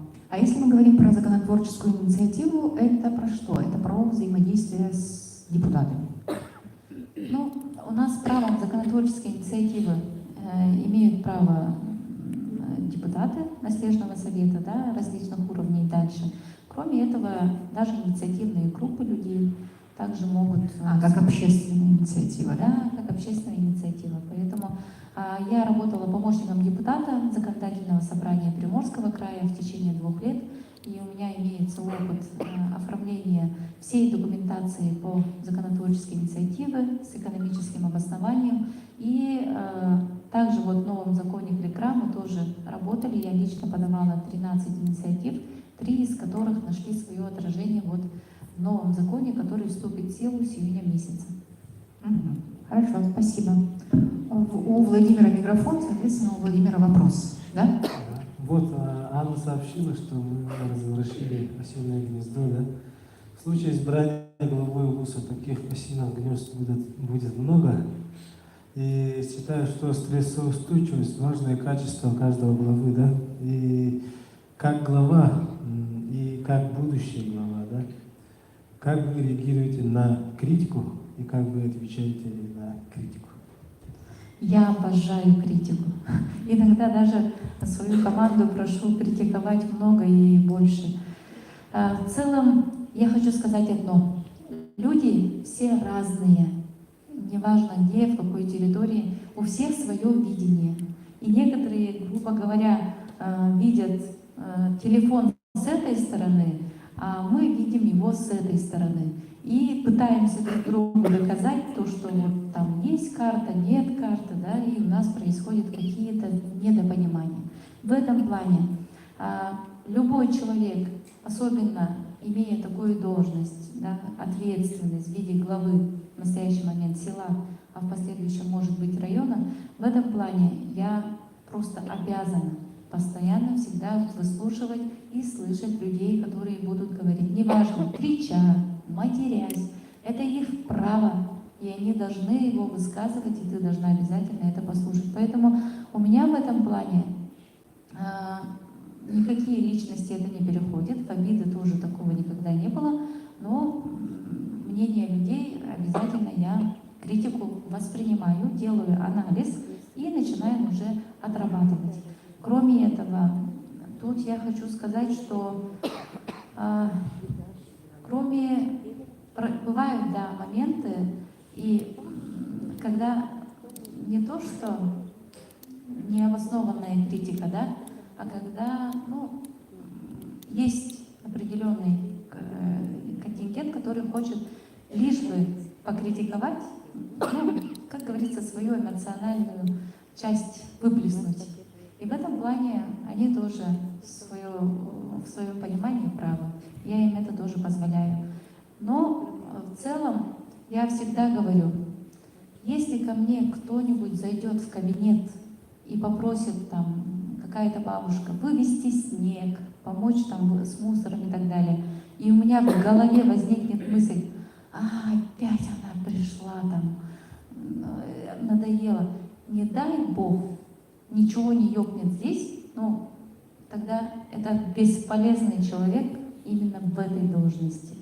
Потому что именно наша работа, она такая, что мы должны уметь чувствовать людей. А когда уже, как говорится, все надоело, не во что верить, особенно в людей и вообще во все, что происходит, все негативно и все плохо, мы этого не можем, мы этого не сможем и так далее. Но, извините меня, надо уходить, писать заявление и не занимать место. Поэтому в этом плане у меня такой принцип. Замечательно. У нас из онлайна есть, по-моему, в продолжении этого вопроса еще один. Виктория Шилова. Праймерис идет активно, очень много мифов о кандидатах. Какие есть о вас? Итак, рейтинг. Помощь зала. Что говорят? Первое. Что говорят? Что за вами стоит директор Немегунского О, Хлебного завода. самое Кто главное. стоит? Я не слышала этот миф, скажите мне. НПЗ стоит за ним. Да, мой спонсор, некий предприниматель, не будем, да, ну, каждый понял, да, ну, говорим открыто и честно, да, Нестеров Вячеслав Анатольевич. Я вам отвечаю прямо.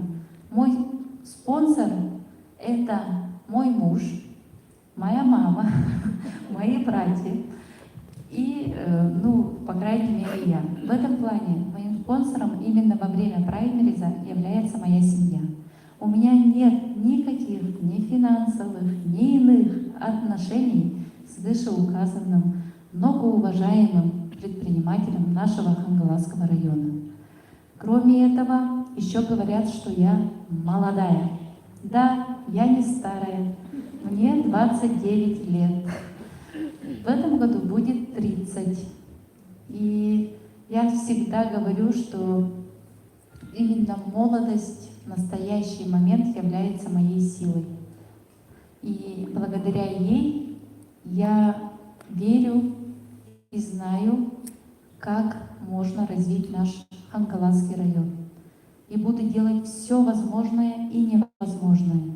И всю свою молодую энергию буду пускать во благо всех хангаласов.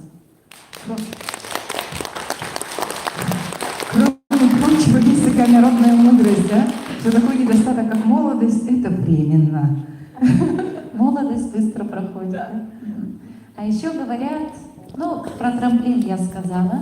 Вот осенью, когда мы представим вам программу, и которую вот сейчас я вам отдала, пока не будет реализовано, грубо говоря, ну, более 95% и так далее, я буду сидеть. Не то, что сидеть, я буду работать в этой должности, пока не достигну тех результатов, которые были намечены. Но благодаря, конечно, вашей помощи. Наверное, это будет, ну, не один срок. Но если я супергерой и команда все мои крутые, конечно, мы за один срок все успеем, но, по крайней мере, это будет лет так, наверное, 8-9 и, может быть, и больше, смотря от внешних факторов. Поэтому в этом плане это для меня не трамплин. Потом еще что говорят? А почему на меня смотрите? Я вообще не знаю. Сами мы не местные, я у вас в гостях. Говорите, что еще говорят-то? Ага. Вот. Да, говорят, что женщина.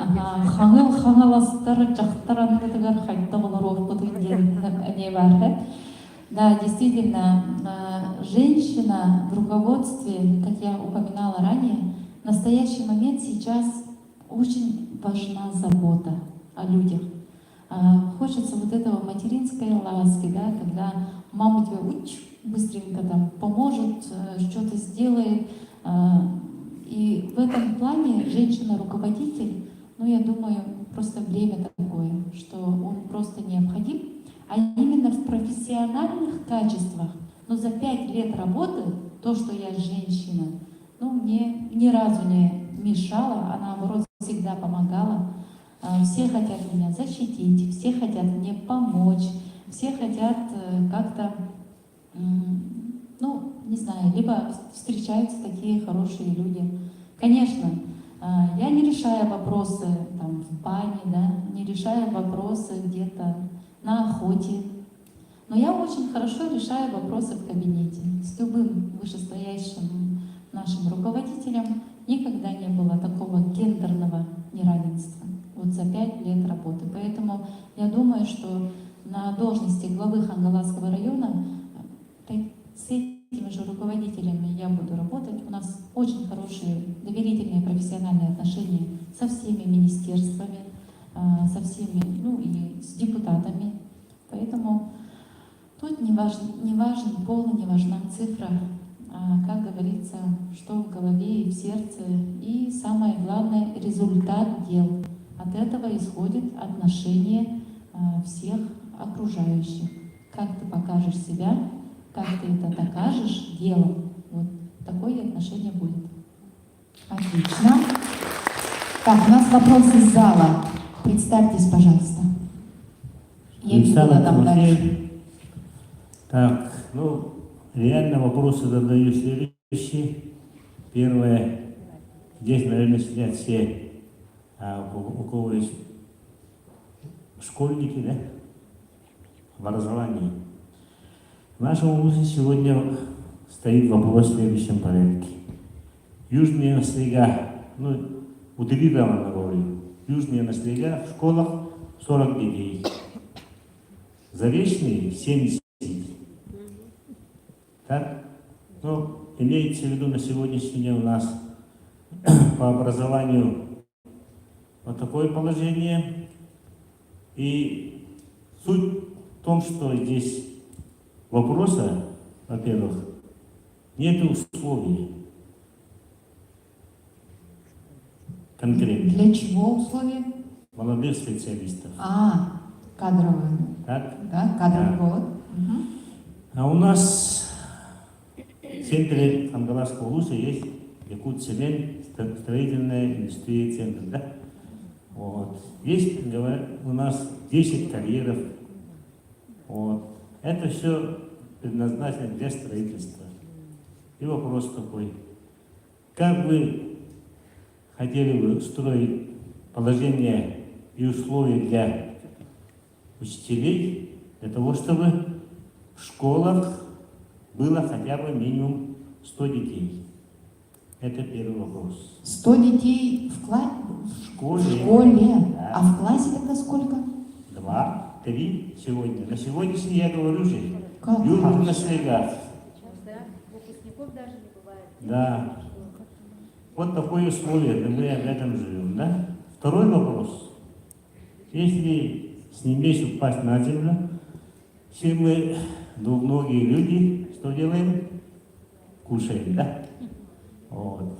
Вопрос сельского хозяйства. На сегодняшний день у нас насколько обеспечивает сам вуз своих жителей продукцией сельского хозяйства? Хорошо, что есть здесь представители Массаха, да, это, наверное, поняли. Вот, на сегодняшний день. Вот.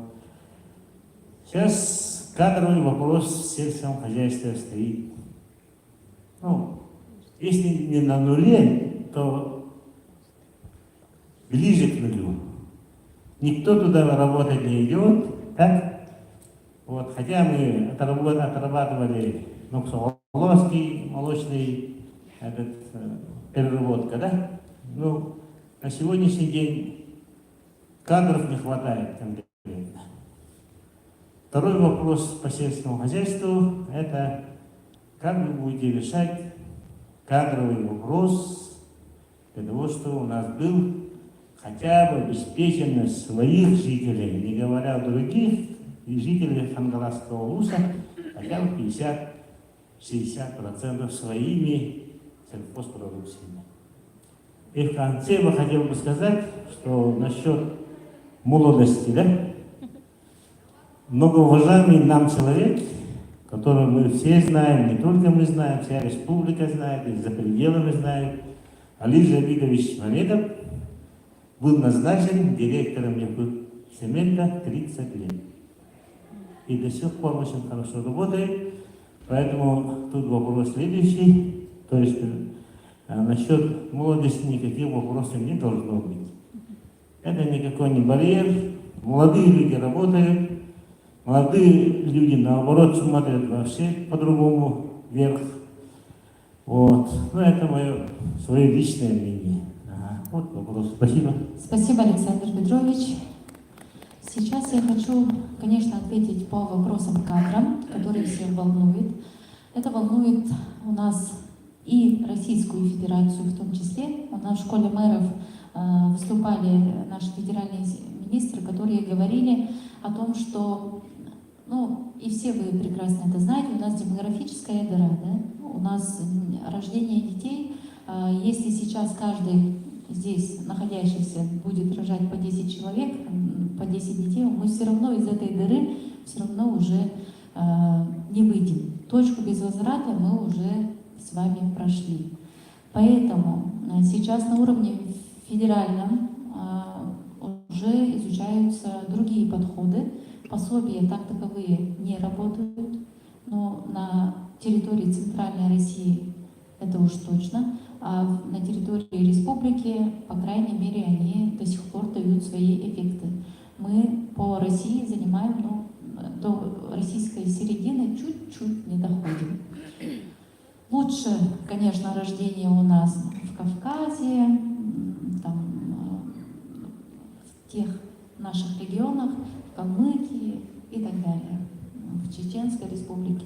И здесь я хочу сказать следующее. Имея все, что у нас есть, мы должны с вами, я об этом уже говорила, конкурировать с нашими соседями.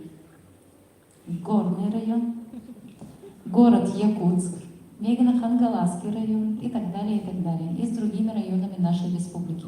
Внутри себя мы должны делать здоровую конкуренцию, чтобы молодежь и кадры выбирали именно Хангаласский район. Кроме этого, а чтобы это сделать, мне тут сказали, что, посмотрев где я участвовала в подкасте с Масахами Хас, сказали, вот, она подумала, что для молодежи благоустройство не так важно. Там нужна атмосфера и так далее. Но я хотела сказать то, что благоустройство это важно, это железобетонно, то, что объекты, там, дома, где мы могли бы жить, да, с благоустроенным удобствами, работа, вот это все, это, конечно, это простая истина, естественные потребности человека. Но кроме этого, для молодежи, вот мы тоже упомянули, развитие детей, объекты дополнительного образования, иные кружки по интересам и так далее. Если не будет этого, они все равно будут обратно уезжать. Потом атмосфера. Вот у нас проходит в Булгунехтахе осенью чествование молодых специалистов. Они к нам приезжают работать, и осенью вот мы прошлой осенью тоже вот чествовали, принимали, они свой концерт показали перед населением. Я им рассказала историю нашего наследия, да, принципы. И смысл в том, что вот выбираешь территорию для жизни и работы, то ты уже здешний, ты должен отдавать свою силу, свой ум ради развития нашей общей территории. И с этим принципом работы молодежь начинает уже консолидироваться, защищенно себя комфортно, безопасно чувствовать, и они всегда могут инициировать что-то новое. И за это их только поддержат. Они будут там ограничивать, либо ругать и так далее. Поэтому и кроме атмосферы я хотела тут сказать, что мы живем в рыночных отношениях, которые мы, к сожалению, всегда забываем. Территорию нужно рекламировать. Вот упомянули южные наслега. У нас там есть Едяйский наслед, да?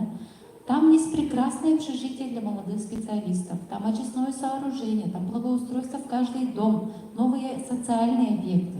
Но вот почему туда не едет молодежь? Потому что нет той рекламы, как у Масахами Хас про сельское хозяйство. Когда говорят, и клиповое, да, когда человек видит и слышит, что там все прекрасно, люди счастливы, все хорошо и все развивается. Вот мы в Булгунехтахе такой бренд попытались сделать за эти 5 лет.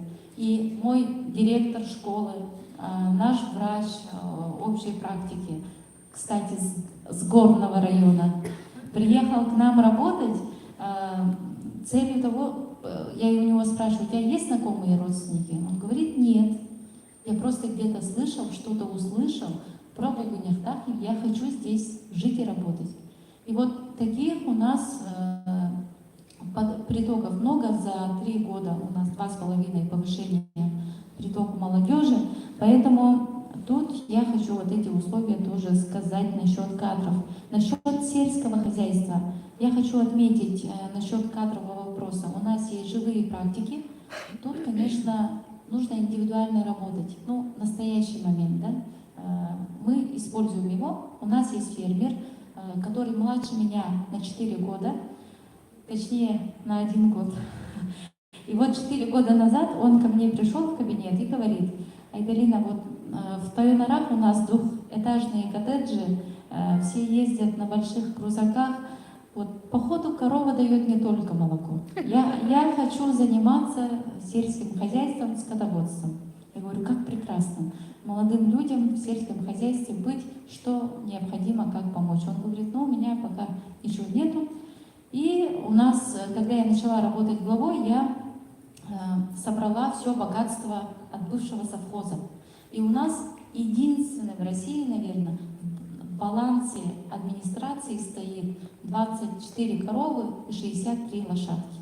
И вот из этих коров мы отдали ему по программе «Длинная корова», и по сей день он является фермером, у него более 60 голов. Кроме этого, в прошлом году тоже молодая девушка по этой же программе, 23 года, 9 голов мы ей выдали, первую зиму очень хорошо прошли. Такой же у нас коневод молодой, тоже младше 25 лет. Мы вместе с ним защищали социальный контракт. Он ко мне пришел и говорит, я хочу заниматься именно табунным коневодством. И тоже ничего нету. Написали для него бизнес-проект и вместе со мной под ручку пошли защищать перед комиссией. И купили 2 жеребца. Сейчас он вместе делает свой, еще много голов покупает, работает в целом. Поэтому я говорю, что индивидуальный подход именно по кадрам сельского хозяйства, конечно, тоже работает и дает свои эффекты. Кроме этого, необходимо внедрять новые технологии, новые процессы, которые уже имеются, к сожалению, в нашу радость в других регионах, но нужно, чтобы они были здесь у нас, в Хангаласском районе и в республике. Молодежь будет заниматься сельским хозяйством, если их будут поддерживать. Да? Отлично, спасибо.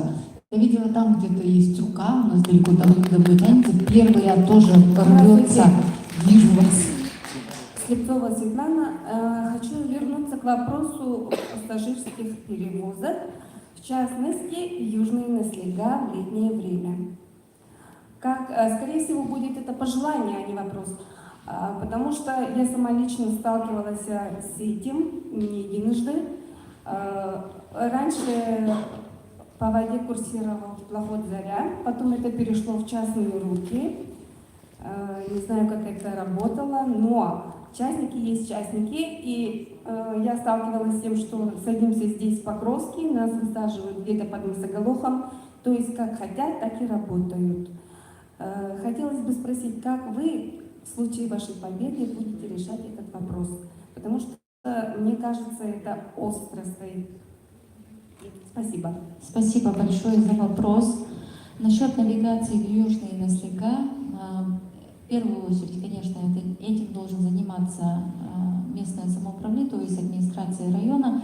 И в этом плане в настоящий момент меня поддерживают вот эти частники, которые сейчас имеют технику, да, и в этом плане мы готовы системно работать именно над навигацией. Это очень важно не только для людей, да, а для развития самой территории. Например, в село Исить у нас все жители занимаются картофелеводством, и у них такой хороший урожай выходит. Например, мы в Булгуняхтахе с одного поля, но если даже очень сильно постараемся, 100 кулей взять будет очень сложно. А там в каждом доме есть своя техника, есть овощехранилище, но не в каждом, но все-таки люди умеют этим заниматься. Но точки сбыта так таковой нет. Они сдают его на северный завоз, и, к сожалению, бывают моменты, когда им оплачивают намного меньше, чем они сдали. Поэтому в этом плане нам необходимо обязательно сделать вот эту навигацию и привести всю эту картошку в то место, где у нас круглогодичная транспортный ресурс, да, логистика, и уже сбывать его на территории и нашего района, и Якутска, и в целом республики. Насчет навигации, действительно, мы его систематизируем, и речную, и наземную. И в этом плане, это, говорю же, для людей мало для счастья нужно. И в этом плане нам необходимо поставить приоритет и активно систематизировать работу именно транспортировки. И за это отвечает муниципалитет, и мы это добьемся. должным образом. Спасибо большое. Еще вопрос здесь на первом ряду, да? Ütөгенен уластуулах олсоо тохтора биндемет бул бехерлүү харатуттан кален бу айтилинванана каледун үйкелен бару истебин атуны мин бу хаңласко тамылыктан вебсайт хахахерин дөнөн хергетин билигин мүмкүн туруунан тогутар бу порохо ийде хумбарабын атайтилинванын бу порохо үлеспитин рапатын билебин но бүгүн иди бу порохо манна хердетарин аруу жаhandыбын бу хага кибит отки хүсфидеране хоконга элбах балыхынаны регион субъект бәді бәріністақ, онен бәйін қайдақ көрілі ақырауын. Мақтал, әте әркеттерін күрдік, тон нарока кликрах боны ден. Белілер, бейге болағына аң бастығы, манна тон хаңала сұлуғығыр, көшіна бастығы республика білбәдім, нәхлеге күрді хағас кәпсетегі бұпыд. Бұлыры күйін нәхлеге күнігер, жабы манны қаңқоны олыққа келдерін әрәлілер, барылдың бір округ оңырын әрәлілерді. Жон санатын истемет отты биһиге округка көспөккөрө тыгиригер бэйни халайынар орган бар болуктаах кимтен да тутулука хуохтен өйттен ханаттан үлөбүтин сагалаабыппыт бэйбит Госдума депутаттарыгар эмие баахынаабытын тилегден оңоронытан ите эттимди үс топпу толокка килбите бүгүнгү күнгө ите хакуон отой тух бар бырабы регионларга герде дедакка кейі сыспа. Ола бетер, боростой тылынан иттаққа. Саха хире, бейгі депутаттар бұд талалылар. Бейгі округ болавытту, бұ уруккуннан улус, оннан эхилеттен қалавытту деді. Онытта бейгі обастыр кейбіт Илдар Хаммыт, Айсен Сергеевич Николаев НВК-ға әдәл бұрар. Икки тугу халлара бүттен, уруккулу хала бүттен, беги тыйс условиялах, улахан территориялах, тойду будугарыттан нехелетке жағалталар туспа бәйлері көрілер стиле халықтақтарды. Ол бағахынаттан сиеттерен билигин хамайттан әппетнестер түгенегелі. Ол федеральный хоконга полномочиялары құрылы баққа хеджер. Ол әбетерден. Улус жағалтата тугугын эхтагы, тоққа петнесу керек. Нехелек жағалтата тоққа әпетнесу керек ден, онно маңыт ағасты құрылы баққа дұрар. Урукку сүй содыд бивис сақомудығар, ол барда бәкке дем бар. Билингиге соқ. Ол еген билигин биге илтумен депутаттар бұдығар ұттан күстәқ үлі күйтер, онны биге ме бәйбіде тилер бітен киллерін тұрабыд, онны қамандаға ылын ден астынағыныта кәпсеті үлеті бар бұда, түбәм юрист иделәк боламын көмілі хүргі, ұрыды хүргі бәлеммен, онытын жон ханадың теректерге келінер баға ханаларын ол бұқоңға жүгейді кәндіге үлелерігер сидихерге үлелейем демін ұттын. Баға ханалақпын, тоғыде тақыттын депутаттар білген хокон ұлының кәсіқтеріне жомбұт оны хөбіләвәдағына хотшы да хоқ болу. Onun epeynehi anardağı kanadı. Nehlek bağlıkların, nehlek депутаттарын, ulustan emiye представительleri ыңыран оларын, ағастық жоны күтті кәпсетен баран, рабочий хамығия келдерін тәңге бірге үлелі қаден. Тон бұл сұлтақ бұла-бұла бұруға демін. Сәбінің те полномочия чағыға рүсөді үлелемін. Нәхилек территорията, нәхилек жағалтада мұраба онына полномочията әлбәқ болуқтақ. Улус ден bir sığılı horugu dururlar. Kendiri kömölühön takıyan yöreden küs kömö boğular, organ boğular. Ondan bollağına jonu kıtta çugas kinler künnäği oloqtorun qaçaqtарын bu hamay bile kinler dolguyar bakurostarıgar nehelek bahalıga, nehelek jahaltada boğular. Ol kinler bir hamandaga uluğu kıtta kenge bir kölelektardır. Ulus diyen kanlara ürdügü diyen bolbadak. Улус тен, жоны кытта тәңге берген эхлек жағалталарын кытта күз көмі болар, онна ұян кәрттен берер, орган теммен көрім. Мақтан. Спасибо. У нас еще у Паулины давно вопрос назрел. Будете задавать? Да, и Владимир потом. Вопрос немножко переформулирую, потому что изначально хотела как раз-таки задать вопрос про сохранение населения, потому что как бы по численности выделяется бюджет, да? Но и, соответственно, хотела задать вопрос про то, как вы призываете жителей, новых жителей, точнее, именно чтобы они проживали в вашем районе. Недавно я была в командировке, тоже меня пригласил Мирнинский район. на свой ежегодный традиционный фестиваль, где они как раз-таки показывали преимущества проживания в их районе. Фестиваль продлился 3 дня, и, в принципе, могу сказать, что имеет место быть, потому что там очень много преимуществ. И сравнивая, все равно сравниваю все-таки это районы, и хотелось бы узнать, какие меры вы принимаете для привлечения, то есть помимо, вот, например, вы указали на то, что безопасно у вас находиться, да, возможно, у вас какие-то привилегии, там, кружки для, образовательные для детей, чтобы у людей было желание здесь работать, но, соответственно, чтобы образование для их детей было обеспечено на высоком уровне. Ну и так как я получила в основном уже все ответы, хотелось бы больше про предпринимателей узнать. Так как вся инфраструктура все равно в основном зависит от людей, которые занимаются частной предпринимательностью, то есть они обеспечивают там какими-то кафешками, культурными центрами и так далее. Какие у вас есть именно для, чтобы, например, я хочу у вас проживать, но хочу заниматься традиционным бизнесом, и какие плюсы имеется в вашем районе? То есть это может... Нужно что-то, какую-то привлекательность определить для Хангаласского офиса, чтобы предприниматели, молодые специалисты приезжали сюда. Первое дело уже сделано, нами заинтересовались, да, хотят узнать условия. Но в этом плане я хочу сказать, что Хангаласский район в первую очередь имеет очень хорошую, такую огромную, глубокую историю. Да? Здесь очень много места силы, как сейчас мы очень любим говорить. И здесь, наверное, наша вышестоящие силы здесь дали все прекрасное от нашей природы, оставили здесь, на берегу реки Лена, в Хангаласском районе, где человек чувствует себя очень даже счастливо, смотря только на реку, на нашу природу. И плюс, здесь живут очень много талантливых людей. У каждого имеется свое мнение. Они конкурентоспособные, они умеют защищать свое мнение. И здесь жить очень интересно.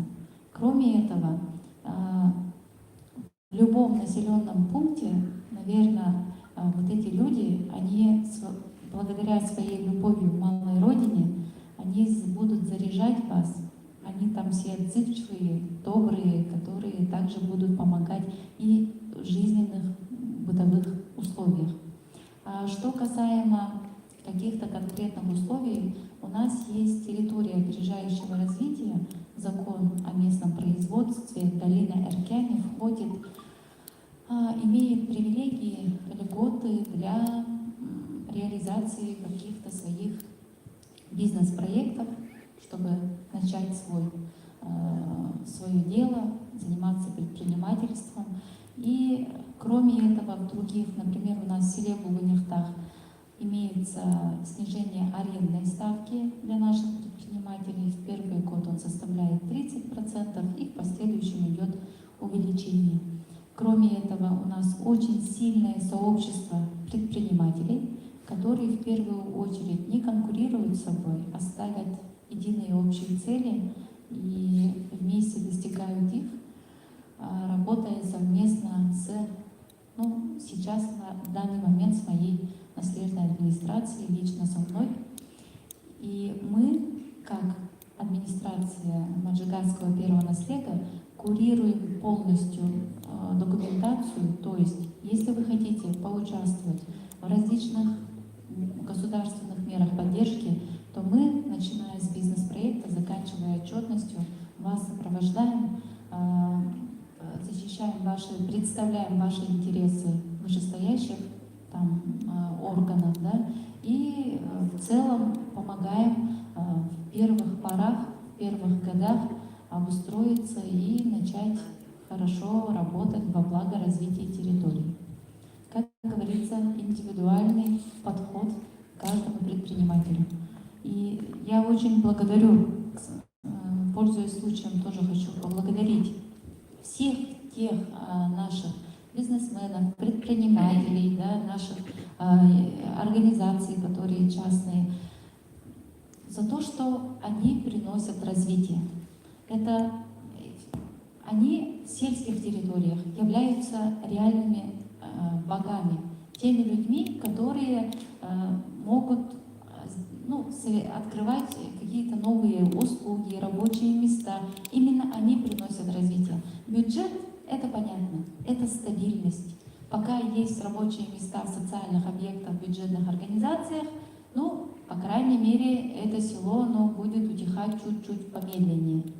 А если там нету предпринимателей, оно, по крайней мере, закроется очень быстро и развиваться не будет. Поэтому поддерживать предпринимателей — это тоже одно из самых приоритетных направлений. Индивидуально поддерживать, понимать каждую ситуацию и защищать их интересы в различных органах и быть вместе с ними на одной волне, это, по крайней мере, единственное, что мы можем сделать, плюс гарантия.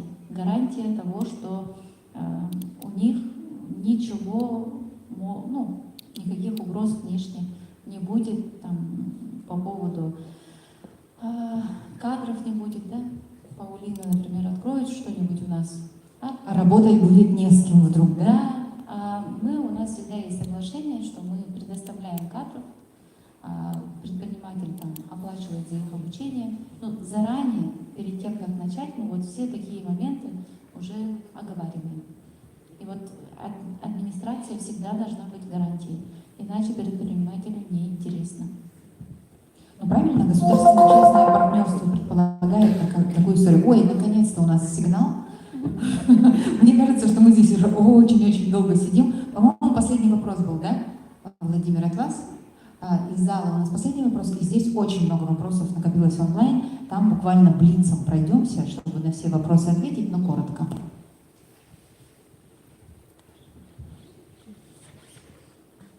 Билингвия блогерство социальный демнер күскәһен онна хорок блогерлер баһагырды зүттүр күскәлелер кайганнар тахалланы көтөделер. Онуттан үз баһалыда булар түгәнгәр сүддах болгонты кийлер кем болаган. Онуттан сыйга калты камсаныларгын даганы, ситейлерген даганы бу лидер улускар бар проблемалары, социальный проблемалары, күшке хырдатар блогерлер бар булуктара, этергеле хароктор топпинуду баһагырды таразы итинник блогерствондан жарыктанар жаннор эн санагар бу хеленя бар, улус тахамгар хелек тахамгар кораттарды тахамнарыгар республика бар тахамнарыгар бар проблемалары баарарга төхө уруллактары диэн. Жон ханата диэн бар. Упсайнан булагана билген бу технология үйетигер жон барда бу онтан WhatsApp-ка келләгенә, Instagram-га көрдөхтөрүнә түрген багайды жин курдук, кыржык курдук, ылына оксон ханаларын оларда оксонлар. Олеген эте түдүгер жон ханадыгар бу туараттан келен уларды ден манда күстәктер. Олар эте интернет сетимигер бар. Жон онутта келлер онно эпидлехемия сүгүктәктер. Септәктер бу биге оголор бутун кытта, биге чаттар бутун кытта, септәк контент оңорурготун сидиектәктер баганалах булуктактыр динтун.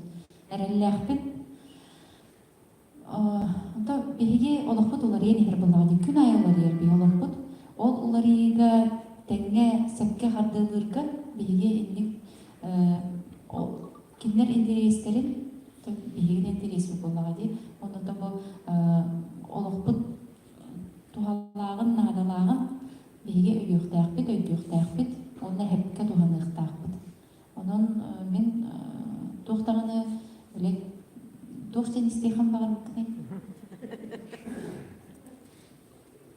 Атын туссананы степин багыр бутым бу мен туссананы бу үрдәт бах блогерлер барлар билген бу отубатты ораларда масаға мәқәс барды.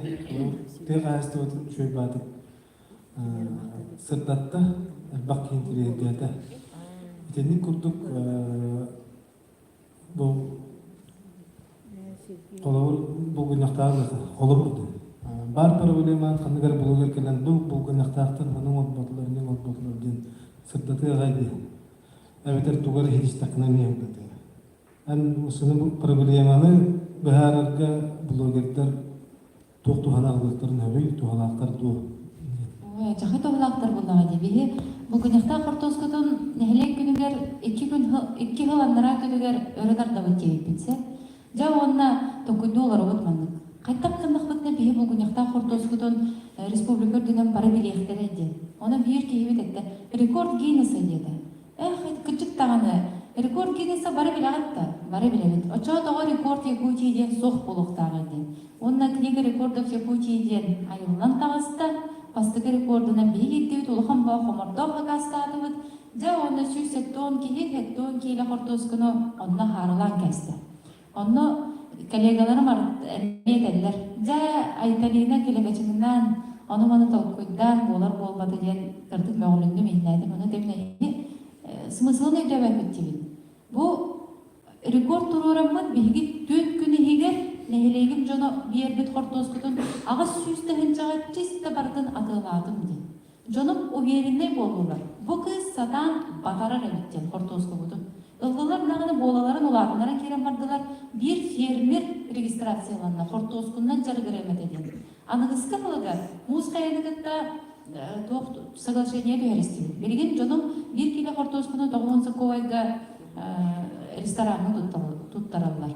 Онықынан Джон ханада күйгірен точка сбыта бар болан хайды келер.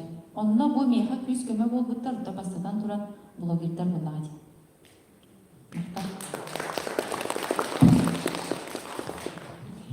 Ну, так, тут вопросы такие, вообще-то многосоставные, но постараемся компактно, хорошо? Потому что все мыслимые ресурсы по времени мы уже истратили с вами. Марина Сафронова, в случае вашего проигрыша на праймерис, ваши дальнейшие действия, пойдете ли дальше осенью на голову? Да, пойду. Следующий вопрос. Окей. По летнему водопроводу в Булгуняхтах за счет чего было финансирование и полностью ли он оплачен? Оплачен полностью. Первое финансирование сделал, мы написали более 300 писем, об этом тоже надо упомянуть, да? Я верила, что много богатых людей и много добрых людей, которые нам дадут на такое классное нашу радость деньги. Но дал только один человек. Угадайте, кто? Мамедов Алиш Загитаглы. Как он говорит, у меня одна якутская мать. И не якутская, северная мать и северная дочь. И вот первый год 2 миллиона, второй год 2 миллиона. И я уже ходила по всем органам власти и говорила, у меня есть 4 миллиона, мне не хватает 17. И таким образом в течение 2 лет мы полностью за 3 дня до Нового года оплатили нашему подрядчику всю 21 миллион рублей. Мы участвовали в ППМИ программа, 3 миллиона в первый год, 3 миллиона второй год, потом у нас каждый житель, точнее каждый дом села давал по 4000 рублей, потом мы с Минфина получили сбал, потом район в 2023 году выдал 2 миллиона рублей, и вот так со всех бюджетов, со всех органов и наших друзей, инвесторов мы смогли собрать. Большая работа, такой сбор организовать. А я хотела уточнить, северная мать и северная дочь это кто? Северная мать, я не знакома, северная дочь я. Понятно, хорошо. Да? Спасибо за пояснение. Видите, как много чего интересного выясняется. Так, очень интересный вопрос от Ивана Иванова. То есть, адресное обращение, Айталина Ивановна, то есть, будучи главой, вы не собираетесь уходить на вышестоящую должность или в декрет? Гарантии людям нужны. То есть я на вышестоящие руководящие должности точно не буду уходить, пока не завершу все намеченные цели и не достигну их.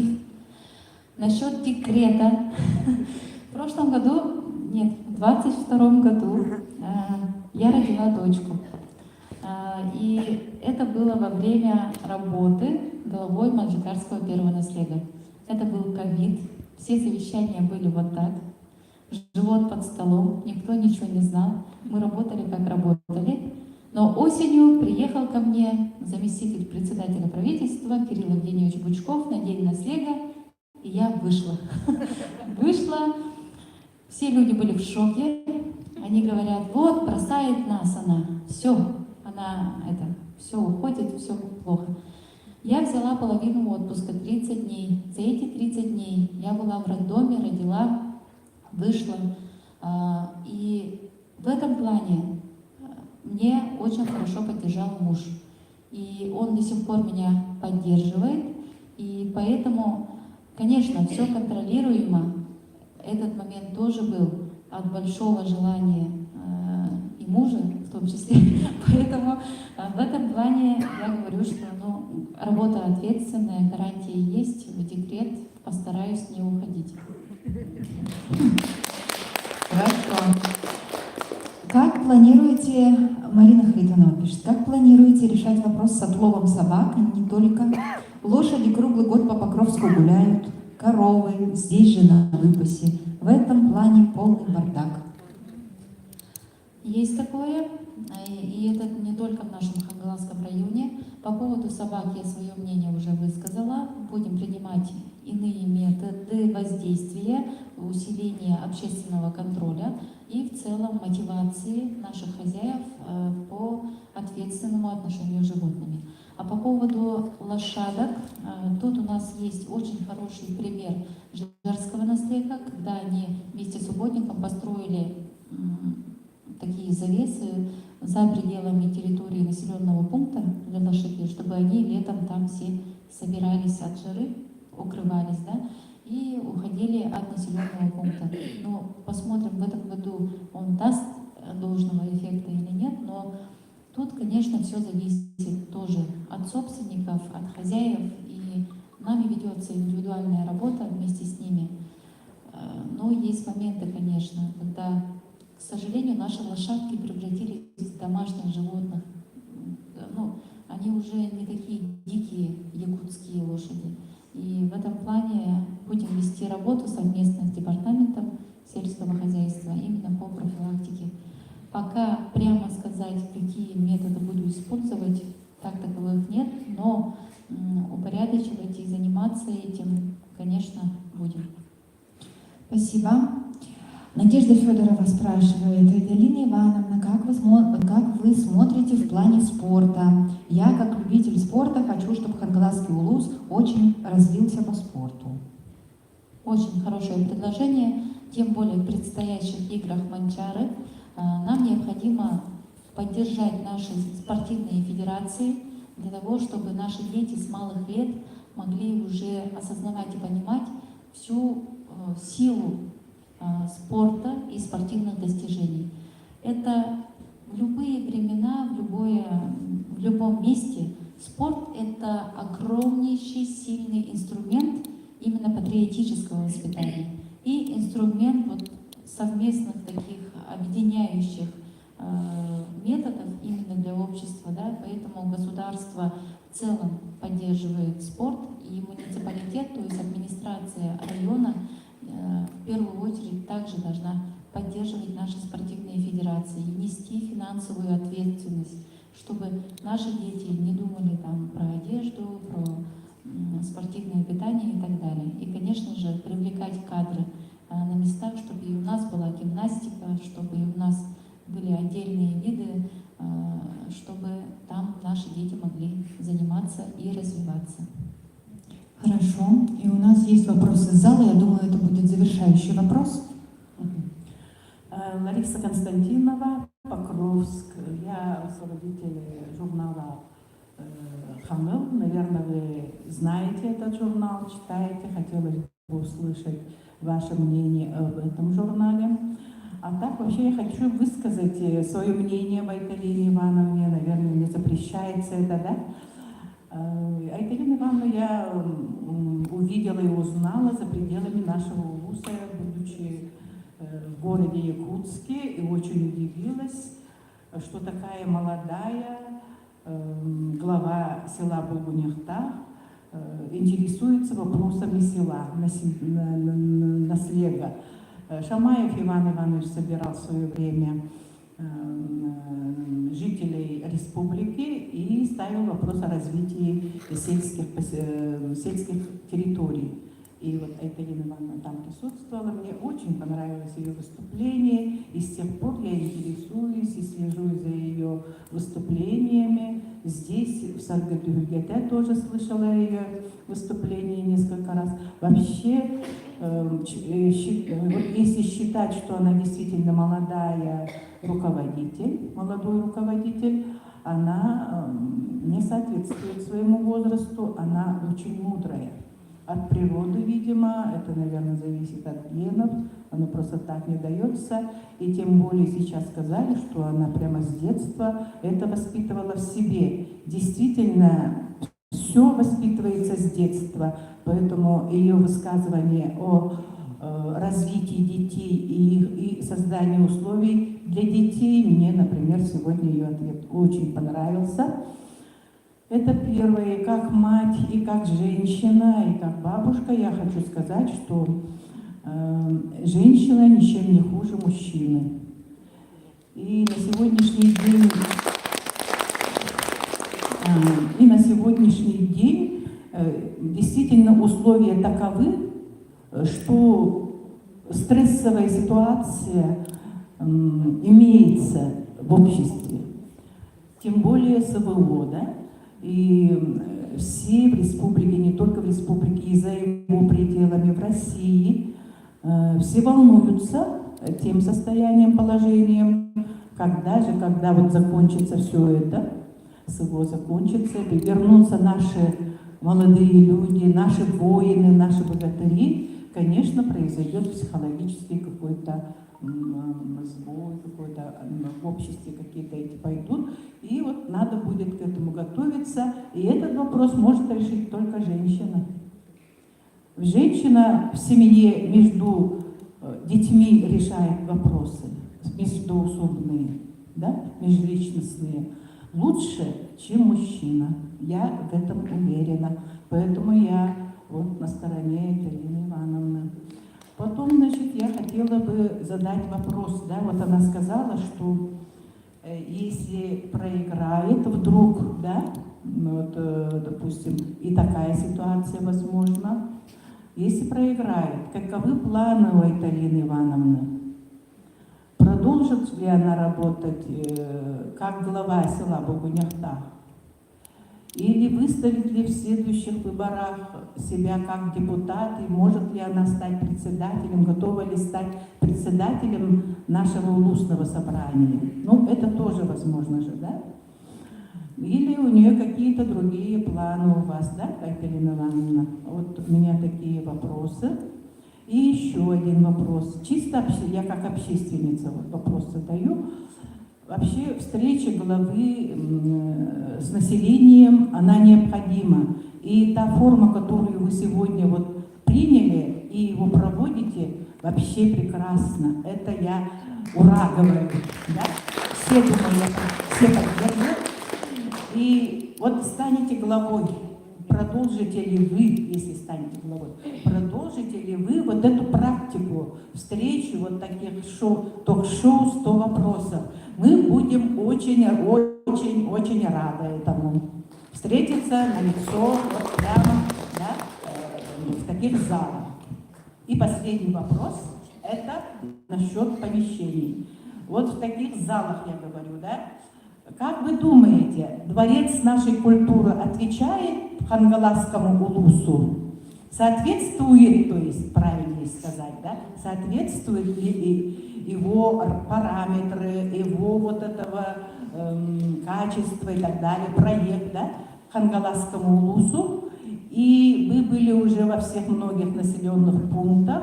И как вы считаете, какова ситуация объектов культуры в Насликах? Это место встречи с общественностью. Они должны быть всегда теплы и уютны, красивы. Спасибо большое. Спасибо большое за вопрос, за предложение, за поддержку. Мне очень приятно слышать такие слова от вас. И немножко быстренько пройдусь по поводу, начну с конца, объектов культуры. Действительно, культура — это такое широкое, можно его трактовать, да, объемно. Это сама, наверное, смысловая нагрузка нашей жизни. Это прикосновение ко всему прекрасному, к искусству, к лучшим творениям человечества. И в этом плане дворцы культуры, наши культурные объекты, они, конечно, должны соответствовать, чтобы человек, заходя в этот дом, мог и душой, и телом, и мыслями думать только о прекрасном. И в этом плане имеются программы, которые также будут нами использованы для и строительства, так и для ремонта, реконструкции наших объектов культуры. В этом плане я хочу сказать следующее еще. Мы хотим провести модернизацию работы, формата вообще всех учреждений культуры, потому что, первое, проведите, пожалуйста, опрос у себя в селах. Что интересует людей? Какие клубы по интересам, какие мероприятия, какие концерты и так далее. Вы удивитесь. Людей уже давно не интересуют, простые, стандартные такие вечера, да, с музыкальными номерами и так далее. Нужны антистрессовые комнаты, нам отвечали. Говорят, нам нужны мастер-классы по интерьеру и тому подобное. У людей поменялись вкусы, у людей поменялись взгляды. После ковида в том числе. Поэтому в этом плане учреждение культуры сейчас 2.0, как говорится, да, реформа 2.0, нужно учитывать интересы, спросы именно людей. Кроме этого, насчет такого формата, да, действительно, я буду его сохранять обязательно, но, наверное, не ток-шоу, да, мы специально назвали его ток-шоу, чтобы люди пришли, несмотря, что это уже 3-я встреча кандидата, что это воскресенье, что погода не та и так далее. Но тут есть слово «шоу», значит, нужно что-то посмотреть, заинтересовать. А в целом это, конечно, будут прямые разговоры, диалоги, и это будет обязательно, и будем это делать и реализовывать. Отчитываться перед населением, минимум 1 раз в месяц, это обязательно. И там уже, если онлайн, то будем смотреть, исходя из возможностей. Потом, следующее, по председателю Улусного собрания. Анатолий Петрович у нас работает, да. Я понимаю, что вы думаете, что вот юрист имеет какие-то знания в законодательстве, умеет их редактировать.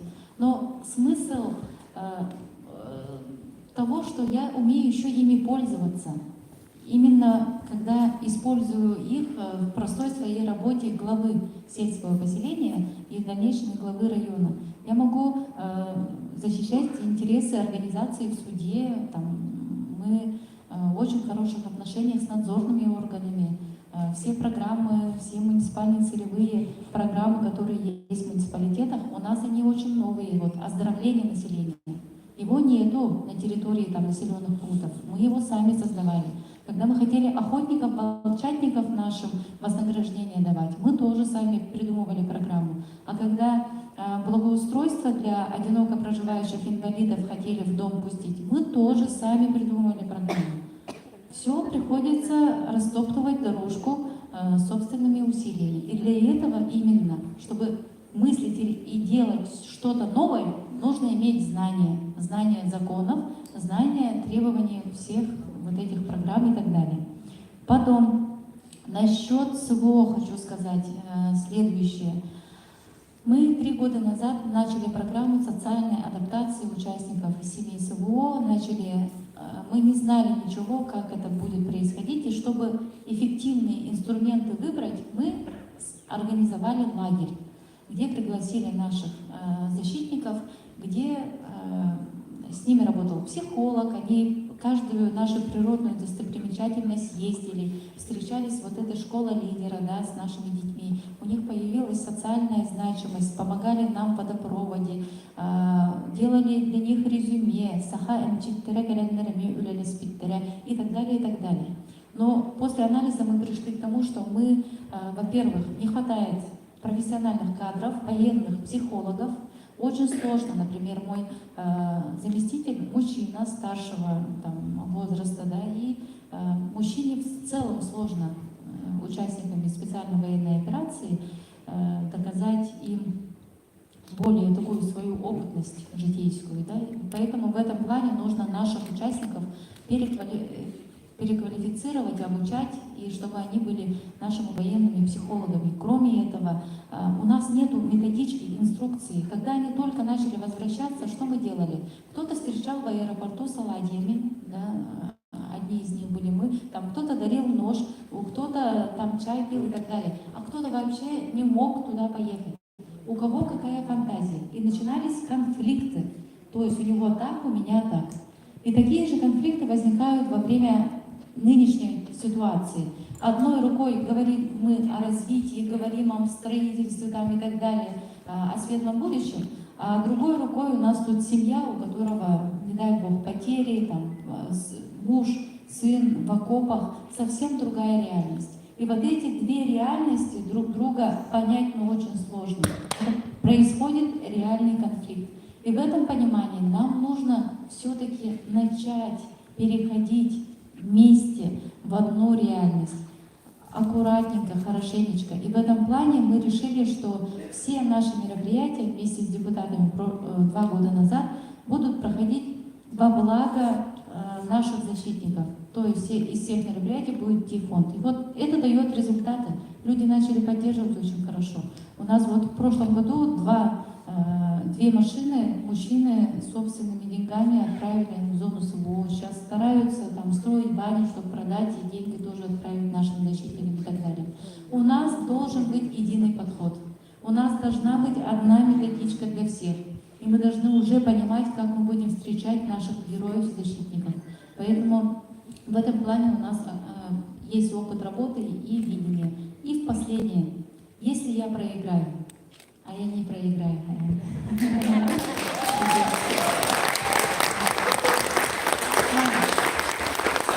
Но в жизни бывает всякое, как говорят, не зарекайся, да? В этом плане, насчет праймериза. Когда он проходит, начинается с завтрашнего дня. Давайте ближе к делу. С 19 мая по 25 мая целых 7 дней я не буду спать. В это время вы будете голосовать. Все зарегистрированные, которые в Хангаласском районе. Здесь хочу отметить, произошло историческое событие. Хангаласы сами выбирают кандидата в нашу правящую партию «Единая Россия». А не так, что 25 человек и осенью говорят: вот наш кандидат, давайте все вместе поддержим его. Поэтому максимально, неважно, поддерживаете вы меня или нет, но максимально принимайте, пожалуйста, участие в этом праймеризе. Знаю, сложно. Чтобы зарегистрироваться, надо иметь столько силы воли и желания, чтобы натыкать и туда зайти. Но найдите время. Если не хватает его, пожалуйста, наши помощники приедут и помогут. И следующее. Не стоит забывать, что праймериз рейтинговый. Я понимаю, вот сегодня воскресенье, для меня здесь был концерт, до этого было мероприятие. Кандидаты у нас все достойные, у них у всех есть свои сильные стороны. И в этом понимании вы должны осознавать, что праймериз рейтинговый можно поставить галочку хоть 4. Например, Сергею Геннадьевичу поставили, и мне не забыли. Поставили Василию Николаевичу Елену, и мне в придачу. Олегу Валерьевичу поддержали, и мне тоже прибавок добавили. В этом понимании... То, что называется, вам не жалко, мне приятно. Конечно, очень даже. И в этом понимании я хочу сказать, что действительно сейчас об единстве говорят везде. Это не просто уже красивые слова. И идти самовыдвиженцем после того, как я проиграю на праймеризе, будет крайне сложно. Но наша конечная цель это должность главы Хангаласского района. Поэтому мы с командой будем, как говорится, идти до конца. И я очень надеюсь, что вы все вместе поддержите. Каждый голос очень важен. И жалко, что я не успела со всеми встретиться, с жителями. Поэтому вот у нас сегодня такой формат встречи. Я очень хочу, чтобы вот рассказали, много рассказали, что вы сегодня увидели, услышали. И неважно, плохое или хорошее, но самое главное, расскажите, была это Лина, что-то там говорила и тому подобное. И в конце, или нет? Все, правильно, в конце. Мы уже все мыслимые, вот люди шапки надели, уже шапки завязаны. Очень хорошо. В конце я хочу сказать, что Хангаласский район, он по праву может быть лидером в Республике Саха-Якутия по всем направлениям. И наши жители Хангаласы, они просто те необычные люди, которые здесь проживают, они всегда будут развивать этот район. И я, в отличие от своих оппонентов, не владею каким-то умом или талантом, фигурой, нет. Я совсем другая. Я из другого поколения, у меня другое видение, у меня другое отношение к жизни, к людям. И я очень верю и знаю, что наш родной район, Хангаласский, будет гордиться не только своей великой историей, но и настоящим. И все вместе мы будем творить светлое будущее, несмотря ни на что.